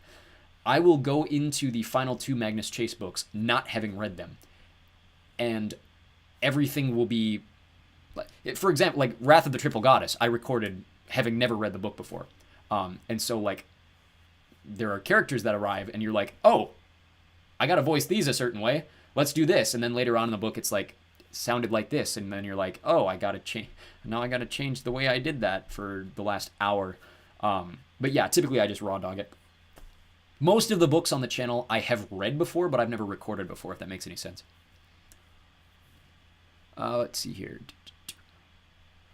Annabeth says, this is so cool. Well, thank you for being here, Annabeth. You are more than welcome to ask anything you want in the chat if you like. Flick Street Productions says, wow, just saw your first book pile. Man, you are committed. Respect. Yeah, there's also one, you can't see it. There's also one off to my left side here that is like... So everything behind me, most of it is in a series. All of the remaining books in the series behind me are sitting in a big pile to my lower level. And so that lower level eventually replaces the books behind me when these are finished. And when the pile in front of me gets lowered, then I will shift these books over. Yeah, it's a process, let me tell you. I'm doing my best. I love doing it, but yeah, it's... When I say I have a spreadsheet that literally goes out for the next 5 years of daily chapters, I'm not kidding. My goal is to not have to wait 5 years for some of those books. So if I can like get them out of the way before we do them as daily chapter books, that would be fantastic. Sarah W. says, I like Jenna Ortega and she was really good at playing Wednesday, but I didn't like that they chose to make her kind of hate on girly characters or just feminine things in general. That is kind of in line with the original character. That's just kind of the way Wednesday is, or has always been in the Addams Family. At least the way that I have seen the Addams Family. PM says, do you feel more perfectionistic when you narrate your own books, like making sure that the characterizations vocally are just what you imagine in your head? Yeah, absolutely. I noticed this last night. Now granted, my chapters are fairly long. Like for example, Percy Jackson chapters usually take me anywhere from 15 to 25 minutes to record. My own chapters are about 45 minutes. And I have about 5 times as many, like, editing changes that I have to make to my own books chapters than I do, like, Percy Jackson. Because of the fact that like you said, I'm a perfectionist when it comes to it. Especially because you guys don't have access to the words anywhere.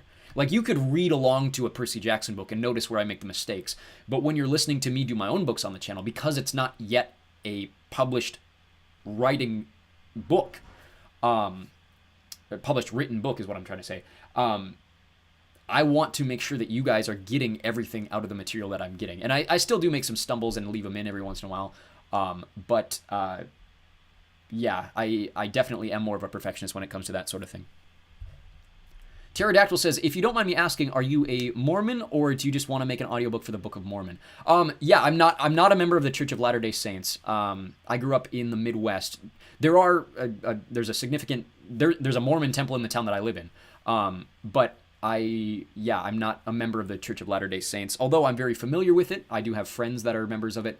And reading through it as a recorded audiobook was something that I started just kind of as a curiosity project. I'd never really read through it in its entirety before.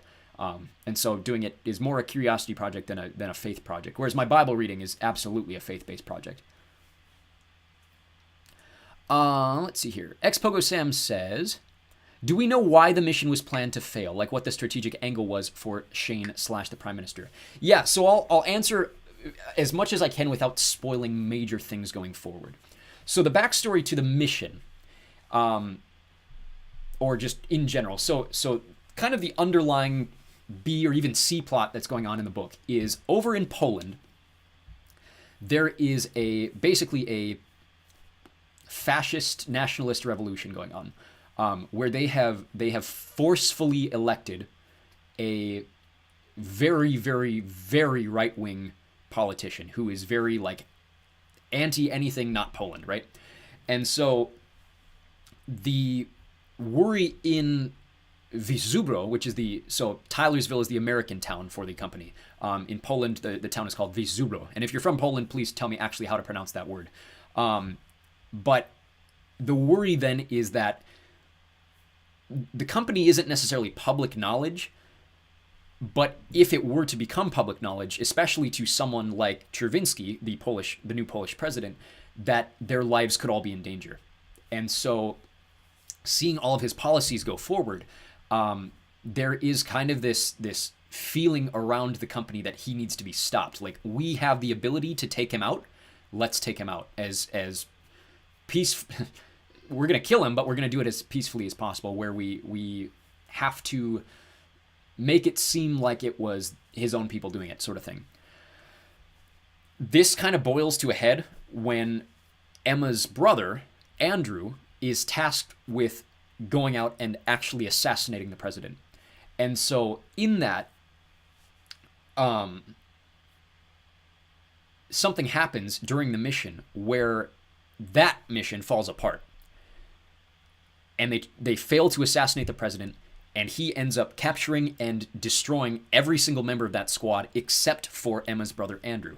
Now, of course, Emma's the daughter of the prime minister in Tylersville, meaning that her brother is also the son of the prime minister in Tylersville. And so the optics of that, where everybody knows that Bill Guerin just sent his son to go assassinate the president of Poland, and A, didn't get the job done, but B, came back alive when everyone else died. The optics of that are not very good, because even if the details become public knowledge, the political optics of your son being the only one to come back alive for a mission that you went forth and did and failed is not good. And so in trying to kind of recuperate his own image, what happens here is Bill Guerin and Shane Daniels and the government in Tylersville basically create a follow-up to not assassinate the president, because that's the options of that happening are very, very slim. But what they want to do is make it seem like A, Guerin is competent, and B, he's not favoring his own children. And so the way to do this is to send one of his other children off on a mission, that being Emma, in a mission that is going to A, seem very, very dangerous, and B, result in a constructed danger where everyone who needs to stay safe is going to stay safe, but at the same time, something happens where one of them dies. So even though Emma comes back alive, so do more of her other squad, and this mission that was supposed to be non-deadly ends up being deadly, and it kind of saves face for Guerin, if that makes any sense. It obviously fails, backfires even worse than possible, and now we're left in the dust of this person that really, really wasn't supposed to die ends up dying. Where do we go from here? And the rest of the chapter, from the Prime Minister's perspective, is an absolute mess. And from the author's perspective, is also an absolute mess. So I'm going to try to untangle this web by the end of the book, or at least get to a point where we can untangle it going forward in the series. But that's kind of the backstory.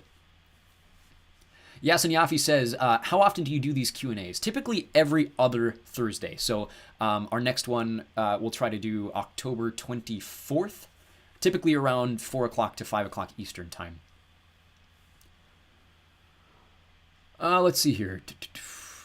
Sarah W. says, I felt that I have a whole list of books that I still want to get to, and the list goes on to 2027 plus. Excuse me. Yeah, I am definitely approaching 2030 with the list that I have right now. PM says, how many hours a week do you spend on this channel? It's hard. Is it hard to balance with other life responsibilities and work? Yes and no. I mean, I will always prioritize all of my other things before YouTube, of course. I have a wife and children. I have the YouTube channel, but then I also have a full-time job. And so this always takes a backseat. If I ever need to skip a day, it'll happen. I really try not to, especially to my patrons. I try to get content out every single day so you guys aren't waiting on me. But it typically ends up being about 20 to 25 hours a week. And so on top of a full-time job where I am typically putting in a little more than 40 hours a week, on top of my family, on top of just my own recreational activities, like I said, golf season's coming to an end and hockey season's just beginning. So I'm a bit busy at the moment, but it's typically about anywhere from 15 to 30 hours a week, with the average being about 20 to 25. Zarena Angel says, would you actually do a reading of the Quran or no? Good question. So I own the Quran. I've read it before. As someone who's not a Muslim, I don't know that it would be my place to read it. And I know, obviously, there are different perspectives on the Quran through the Islamic community. I don't know that my reading of it as like a publicly spoken Christian, like I don't know that the optics of that are respectful to most Muslims. And so, like, as much as I would like to, I don't want to step on toes if I don't have to, if that makes any sense. I don't want people to be offended by my reading of their own holy text as someone who is not a member of that faith, if that's something that they would not find acceptable. And so I as much as I'd like to, I'm not going to push boundaries on that. Let's see here. Flick Street Productions says, do you like The Adventures of Rocky and Bullwinkle and Friends? It's my all-time favorite cartoon show, as well as the special feed. I've never seen it, to be honest with you. I didn't grow up watching it. Yeah, I don't know. If you asked me to name my favorite cartoon of all time, I would definitely tell you it's probably SpongeBob. I can quote pretty much the first 4 seasons in its entirety. I've seen SpongeBob so many times, but beyond SpongeBob, or even like if you were to consider Avatar: The Last Airbender a cartoon, I didn't watch a lot of cartoons growing up. Let's see here. Shamara Plays says, I'm loving the Kane Chronicles so far. Keep it up. Well, thank you. Yeah, I have recorded them all. So if you want access to all of them, just go become a patron. Otherwise, they will air a daily chapter until we are done with them. Jay Court says, I found your channel from the Percy Jackson series. Would you read the Alex Rider series by any chance? Yes, Alex Rider is on my list, and I want to say right now, it's a bit off in the distance, but my goal is to at least have Stormbreaker out within the next year, if that makes any sense. Stormbreaker is my favorite Alex Rider book, and so I'm absolutely planning on doing Stormbreaker, but beyond that, I'm not entirely sure how long it's going to take me to do more books in that series. Let's go to a question from Annabelle the Happy Carnivore, who says, greetings from Iceland. Tusentak. Thank you so much for your audiobook readings. Weird question. Have you ever tried eating whale? Yeah, I've been to Iceland a few times, and I want to say, so in downtown Reykjavik, there is this little soup shop. I can't remember what the square is called, but there's this little soup shop off one of the main roads. And we went there on a couple different occasions when we were in Reykjavik. And I think I had like goat head stew one day and then like some kind of whale soup the next day. So yes, I have tried whale before. I don't really remember it that much. I don't think I was in love with the taste of it, but yes, I have in fact eaten whale in Iceland before. Zarena Angel says, it's like reading different versions of the Bible. I was raised Catholic, and that version of the Bible is strange. Yeah, I wouldn't go as far to say that the Quran is a different version of the Bible. They're very, very different texts. But in terms of, I think if you're saying the Catholic version of the Bible is different from the Protestant version, you're absolutely right. There are more books in the Catholic Bible. Eventually, like, I'm not Catholic, but eventually I would like to read the Catholic Apocrypha on the channel. So once I finish the Bible, I will do things like the Book of Tobit, the Book of Maccabees, the Enoch, all of those kind of books that aren't typically included in the Protestant Bible, and then maybe even some like Jewish Apocrypha, which typically falls into the Catholic Apocrypha. But yeah, they're very different Bibles, and they're very different written versions of the Bible, if that makes any sense. So like the language used means the same thing, but For example, the King James Version has words that are significantly different to a modern audience than, like, for example, I'm using the English Standard Version, the ESV, which is pretty common in the Midwest. Let's see here. Flick Street Productions says, The Adventures of Rocky and Bullwinkle are a staple of cartoon history. Yeah, I know. I just have never seen it. Pterodactyl says, you spoke about George Orwell a bit ago. What's your favorite book of his? 1984, I think, is kind of the standard. I've read, I think, every Orwell book. At least most of them. All of his main books. The ending of Animal Farm is one of the creepiest book endings I've ever read. For me personally, it doesn't, like, if you don't get the visualization that I do, then it's probably not as scary. But, like, for me, the idea of human pig hybrids and not, I don't know how to describe it, because, like, if you're a fan of Doctor Who, you've seen human pig hybrids, but, like, the visualization I got from the end of Animal Farm the first time I read it was just horrific. But yeah, 1984 is probably just, I mean, that's kind of the stereotypical answer, but I really, really love 1984. Its pacing, its world building, big fan. Let's go to a question from Here to Learn New Thing, who says, can you do the Aragon series? Yes, you can see it over this shoulder. It's the lower blue book. Aragon will air on the channel in end of February, I want to say. It should be up on Patreon starting sometime in December. So that will be a daily chapter book. And then we'll go through all of the books. We'll probably do Aragon and then take a break to do something else. And then we'll go back and do, what's the next one? Eldest. And then we'll get through all the main four. Murtagh, I don't know exactly when we'll get to. But in terms of, like, the four main books of the Inheritance cycle, we will do all of them within the next year. Let's go to a question from Princess Slavacorn, who says, when was the official release date of Wrath? Wrath came out, I don't have a calendar in front of me. I want to say it was the 24th? It was a Tuesday. It was like the last Tuesday in September. And I got the book at 10 a.m. and I had the audiobook finished by 10 p.m. So I'm very, very proud of my daily excursion in reading that full book and having it out as the first unofficial full audiobook of Wrath of the Triple Goddess on YouTube. So check that out if you haven't yet. It's the new Percy Jackson book. It's a lot of fun, especially if you're into Halloween. I didn't like it as much as Chalice of the Gods, but it was a lot more atmospheric. It centers around Halloween, and so it's got definitely that kind of Disney Channel Halloween vibe to it. Flick Street Productions says, are you a fan of Gulliver's Travels? Yeah, I didn't care for the film. I'm not a big Jack Black fan. But yes, I am very familiar with the original book by, is it Jonathan Swift? I have it somewhere behind me, or behind you guys in front of my camera. Pterodactyl says, do you ever read nonfiction books? I don't, off the top of my head, I don't know that I've read an actual nonfiction book on the channel yet. The one that I've been working on is a book by, so I'm a big professional wrestling fan. I've mentioned that a couple times on stream. I know it's kind of a niche audience. But there is a YouTube channel. You guys will probably be familiar with What Culture. What Culture has their own wrestling division.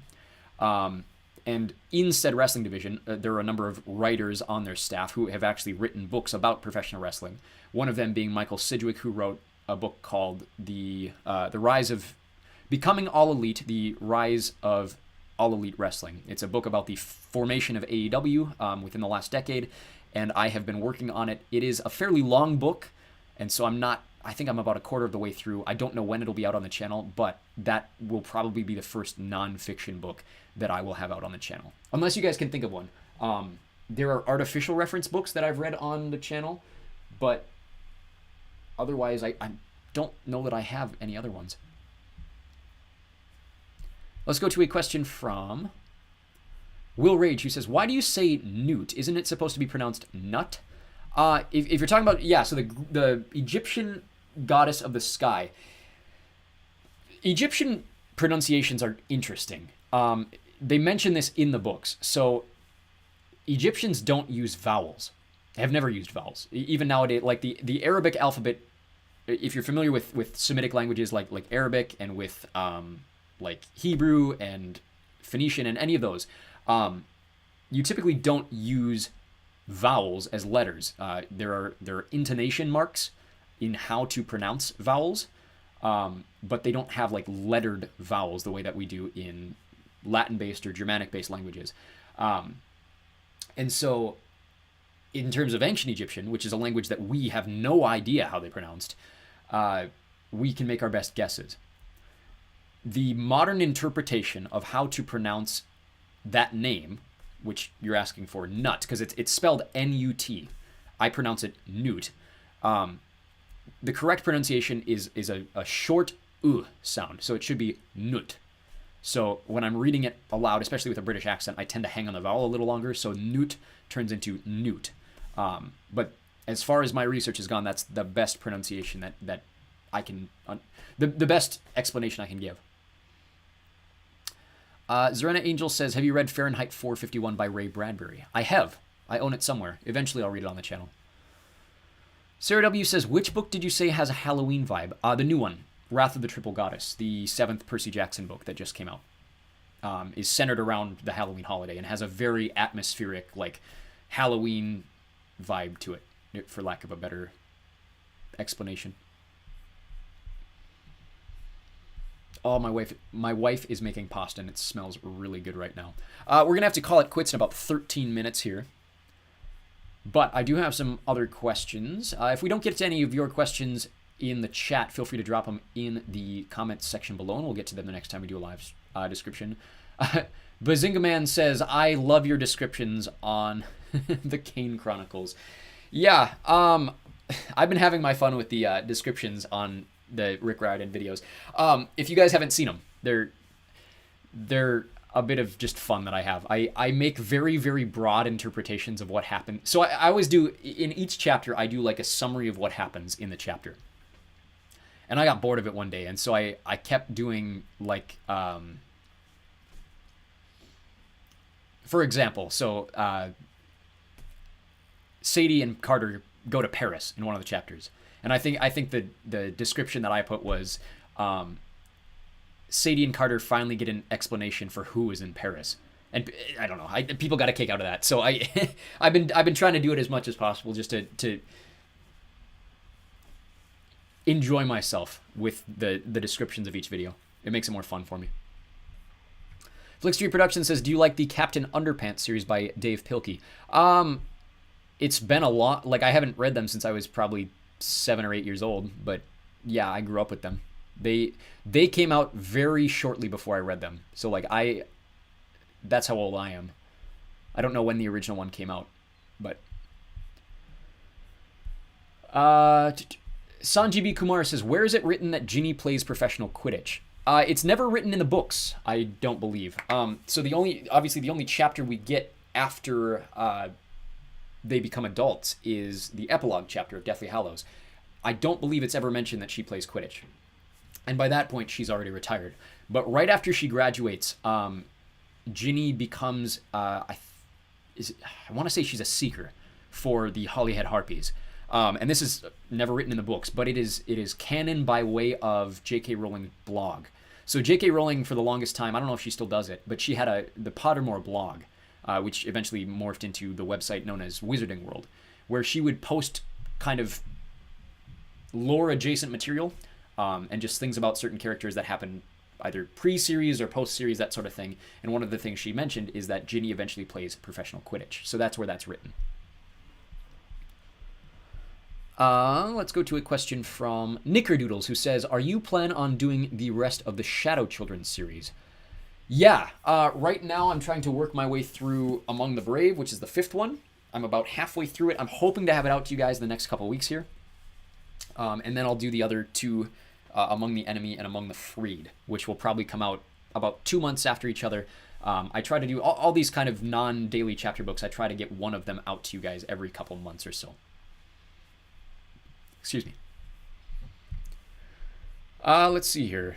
Megan Horwitz says, I hope you end up doing all 13 books of A Series of Unfortunate Events. My goal is to. I've done the first one. Like I said, it'll come out on Tuesday. No. I think it's already out on Patreon. I mentioned earlier it's coming out on Tuesday. I think that's something else. But it comes out for everybody else on Friday next week. Let's go to a question from William McCarthy, who says, when will you read the next Kane Chronicles book? I've read all the Kane Chronicles books. So there are 3 in the series. It's a trilogy. And then after the third one is the spin-off with Percy Jackson. It's a little, there's like 3 short stories, and that kind of ties up all the loose ends. So if you're confused by the loose ends at the end of The Serpent's Shadow, they all get wrapped up in kind of this spin-off novel. It's called Demigods and Magicians.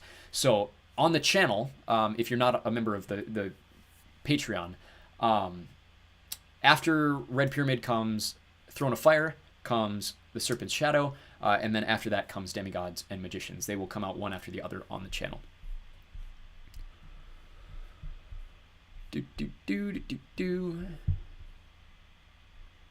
Marcus says, is this your first time reading through Harry Potter? What did you think of it in comparison to the films? Good question. Because I'm assuming you're talking about the podcast. Yeah, definitely not my first time. I have recorded through the entire series. I've probably read the first Harry Potter book 50 times. I've read most of the series over 10 times. I have them all recorded over on Patreon and Vimeo for free. If you want to go check that out, just look for Echo Wirm on Vimeo or look up echoworm.com/Patreon. And you can find those for free if you want to listen to me do them. But yeah, no, it's definitely not my first time reading through that. I read through the first time when I was like 5 years old. I was through the first 5 books by the time the 6th book came out. Or no, excuse me, the first 6 books by the time the 7th book came out. And then I've reread the series a bunch of times ever since. So, yeah, but in terms of how do I think it compares to the films, I think they're way better than the films. The films don't capture...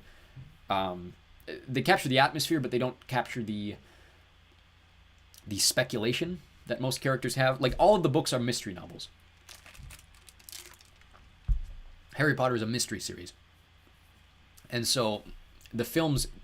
Chamber of Secrets, the film, kind of does have that atmosphere to it, but the other films don't really dig into that mystery feeling that the Harry Potter books have. I think all of them are well and above their film counterparts. The only possible exception might be Order of the Phoenix. But that being said, the book is significantly longer, significantly more detailed, and you're missing a lot from that book in the film adaptation. Xpogo Sam says, does the thumbnail art for the radiation effect foreshadow anything? I'm assuming yes. Also, who did it? Yeah, it's so right now it's an AI picture, which I'm not a big fan of. I have my issues with AI. I just am using it as a placeholder. It does foreshadow something. The final act, I guess, of the book takes place in a tower. I won't tell you where that tower is or what the setting is of the whole scenario, but it is foreshadowing kind of the big last push of the book. In terms of who did it, like I said, it's AI. I would love to have someone make actual artwork for the radiation effect. So if you're watching this and you are an artist or a graphic designer and you'd be interested in doing cover artwork for a series of books, get in contact with me. I would love to see what you have to offer, because I am absolutely not going to use artificial intelligence for the actual cover of the book. This is just a placeholder just to have something in the background for now. The last chapter is Die Hard. I mean, now that you said that, I mean, no,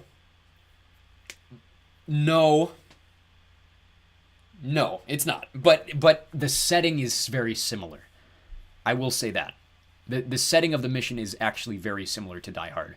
But the conclusion, the death of the main villain, it's very different. You had me second guessing myself there for a second. I went, I don't think so, but... Zarena Angel says, for your little one, do audiobook versions of Charlotte's Web and Stuart Little. Just a suggestion. He's a little young for that one. But I could probably do that eventually. I actually think, got to remember when they came out. Some of them might be old enough where they're out of, or they're getting close to being out of, what do you want to call it? The public domain. But yeah, in terms of, does the thumbnail art foreshadow anything? Yes, it's just the last big major scene. So it doesn't foreshadow how that scene ends. It doesn't foreshadow what that scene means for one of the main characters. It doesn't foreshadow the ending of a pretty significant character dynamic going forward and the loss of another main character, which is all I'll say. But yeah, there's a lot left in the book. We're about halfway through. I'm thinking it's going to be about 30 chapters total. And right now, chapter 17 just came out this afternoon for patrons. I would love to get your thoughts on what you thought of chapter 17 over on the Discord. If you guys want to join the Discord and continue this conversation over there, you are more than welcome to do so. There should be a link down in the description below. Couple more questions, then I gotta call it a day. John Lee says, what is the name of the next book after Blood of Olympus? The next book in this series should be Chalice of the Gods. So, Percy Jackson, the first 5 books. Heroes of Olympus, all 5 books. Percy Jackson, the next 3 books. Now keep in mind the third one is not out yet. Then Trials of Apollo, and then Sun and the Star after Trials of Apollo is what I would consider the correct reading order for what is called the Camp Half-Blood Chronicles. Xpogo Sam says, another. At this rate, the final book is going to have a whole new cast. Okay. I'm not going to spoil anything. I'm not going to give you numbers. I'm not going to say anything. But I will say that, so, for example, I will say this. The third book, the third and fourth book, have 2 of the main characters no longer living in Tylersville. They go off and do their own things. And so what that allows me to do then is expand each of these squads into 2 or 3 different squads where you still have your main core characters, but now your squads are expanded into 12 or even 18 main characters, and also kind of expands the world. So one of the cool things that I'm looking forward to in the next couple books is sending these main characters away and allowing the drama to kind of follow them and still keep them entangled with Tylersville and that sort of thing. So yes, the main cast is going to shrink, but the expanse of the world is going to grow because of it. Especially next book, I get to pull in some new characters for the squad, that one of which has already been kind of introduced, and I'm really excited to show you guys the interaction between these main characters, and also a plot detail that has been very, very, very lightly foreshadowed, that comes to a head as kind of the big emotional ending of the second book. But we got to get through the first one first. Let's go to a question from Tiny Satan, who says, the only complaint I have, why do you pronounce it Talia? Isn't it Thalia? Good question. So I grew up with the films and the original audiobooks. And up until the TV show came out, there was not an official pronunciation for the character known as now Thalia Grace. In the films, the Logan Lerman films, it was Talia. In the original audiobooks, it was Thalia. If you go by the ancient Greek pronunciation, it is Thalia, which is a hard th, like the word the, and then Thalia, which is somewhere in between and a. Off shorthand, I typically say Talia. I grew up with the films. That's what I'm used to. Prior to the film or the TV show coming out, there was not an officially recognized pronunciation for her name. That is why I pronounce it that way. Ooh, that's a good call. You're foreshadowing things that I didn't expect you to foreshadow. Xpogo Sam says, crossing my fingers for us to see Morgan again. She deserved better. I'm glad you brought up Morgan. Morgan's a character that we will see very, very in-depth going forward. Zorena Angel says, I think you do an awesome job with speed you read at to do Dr. Seuss books. I can certainly try them. I typically read Dr. Seuss to my kid at night, so I think that'd be fun. Daniel Berry Sports Silent says, what's up? We're just coming to the end of this. If you guys have some questions that you want answered, and I don't get to them in the chat, feel free to drop them down in the comments section. I'll be happy to do them in a couple weeks. I got one more, and then I got to call it a quit. Xpogo Sam asks, what is Liz's ITI? This will be the last question I answer. So in radiation effect, ITIs, it stands for, I think it's initial trauma incident. So all of these main characters have radiation effects, which are like these little, very specific, tiny superpowers that each of them has as a result of genetic mutilations, whatever. The ITI is an incident that happens in any of these characters' lives, where something dramatic happens during their puberty years, and it results in their effects. And so, for example, like Johnny, when he is like 11 or 12 years old, has a seizure. After his seizure, he wakes up and he remembers literally everything. Jordan, for example, he's from Florida. I mean, kind of bad timing to bring this up, but gets caught in a tropical storm and is literally impaled in the face by a piece of sheet metal. It results in him losing his eyesight in one of his eyes, but the result of that for his effect is now he is able to use echolocation to see everything. And so Liz's ITI, it's interesting because Liz doesn't really have hers is not significant to her. Johnny's and Jordan's are very, very impactful for them because it significantly changed the trajectory of their lives, especially physically for Jordan. Jordan, despite kind of looking very attractive, except for his face, is scarred on his face and wears that literally every day of his life. Whereas with Liz, so her radiation effect is the ability to kind of shoot these plasma lasers out of her hands.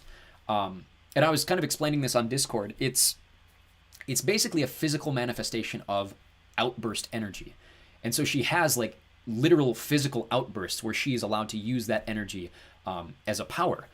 And so her ITI, I don't know that I've really ever given super much thought into the situation that she was in, but my best explanation that I can give at the moment is that there was a moment where she was caught in danger or caught in a situation where she needed to escape by way of literally exploding with energy. And so that's where that comes from, is her breaking out of this literal or metaphorical cage that she was in, and using that energy physically as kind of a weapon. So, a couple more and then I'll be done, I promise. Xpogo Sam says, thank God, loved how blunt she is with you. I would love to talk about all of these minor characters. I'm so glad you're bringing them back up. Shimaro Plays says, have you ever considered reading the Tristan Strong series? I think it'd be a good addition to the channel. I will check it out and add it to my list. Xpogo Sam says, do we ever get background lore on how the program was started and how radiation effects began? Yeah, I don't know that I've ever mentioned it in detail. It's not a secret by any means, and I think going forward I might detail it even further. Let me hold on to that question. I'll answer it next live stream or even over on Discord. But that's a really good question. Zerena Angel says, is Stranger Things a book series? It's not. It was started as a short single season one-off, and it was so successful that they ended up doing multiple seasons. And then Rimsha Zishan says, are you planning on reading the other Hunger Games books? Yes, over on Patreon we are currently doing Catching Fire, and then after that we will do Mockingjay. That's all I have for you guys right now. I gotta head off. We will see you guys in 2 weeks. We will do our podcast live stream next week. So please join us for that. I don't really have a specific time for those, but just when it shows up. Otherwise, we'll see you back here sometime around 4 o'clock Eastern time in about 2 weeks. Let me know if you have any other questions. Just drop them in the comments section below. And thank you very much. Hope to see you very, very soon.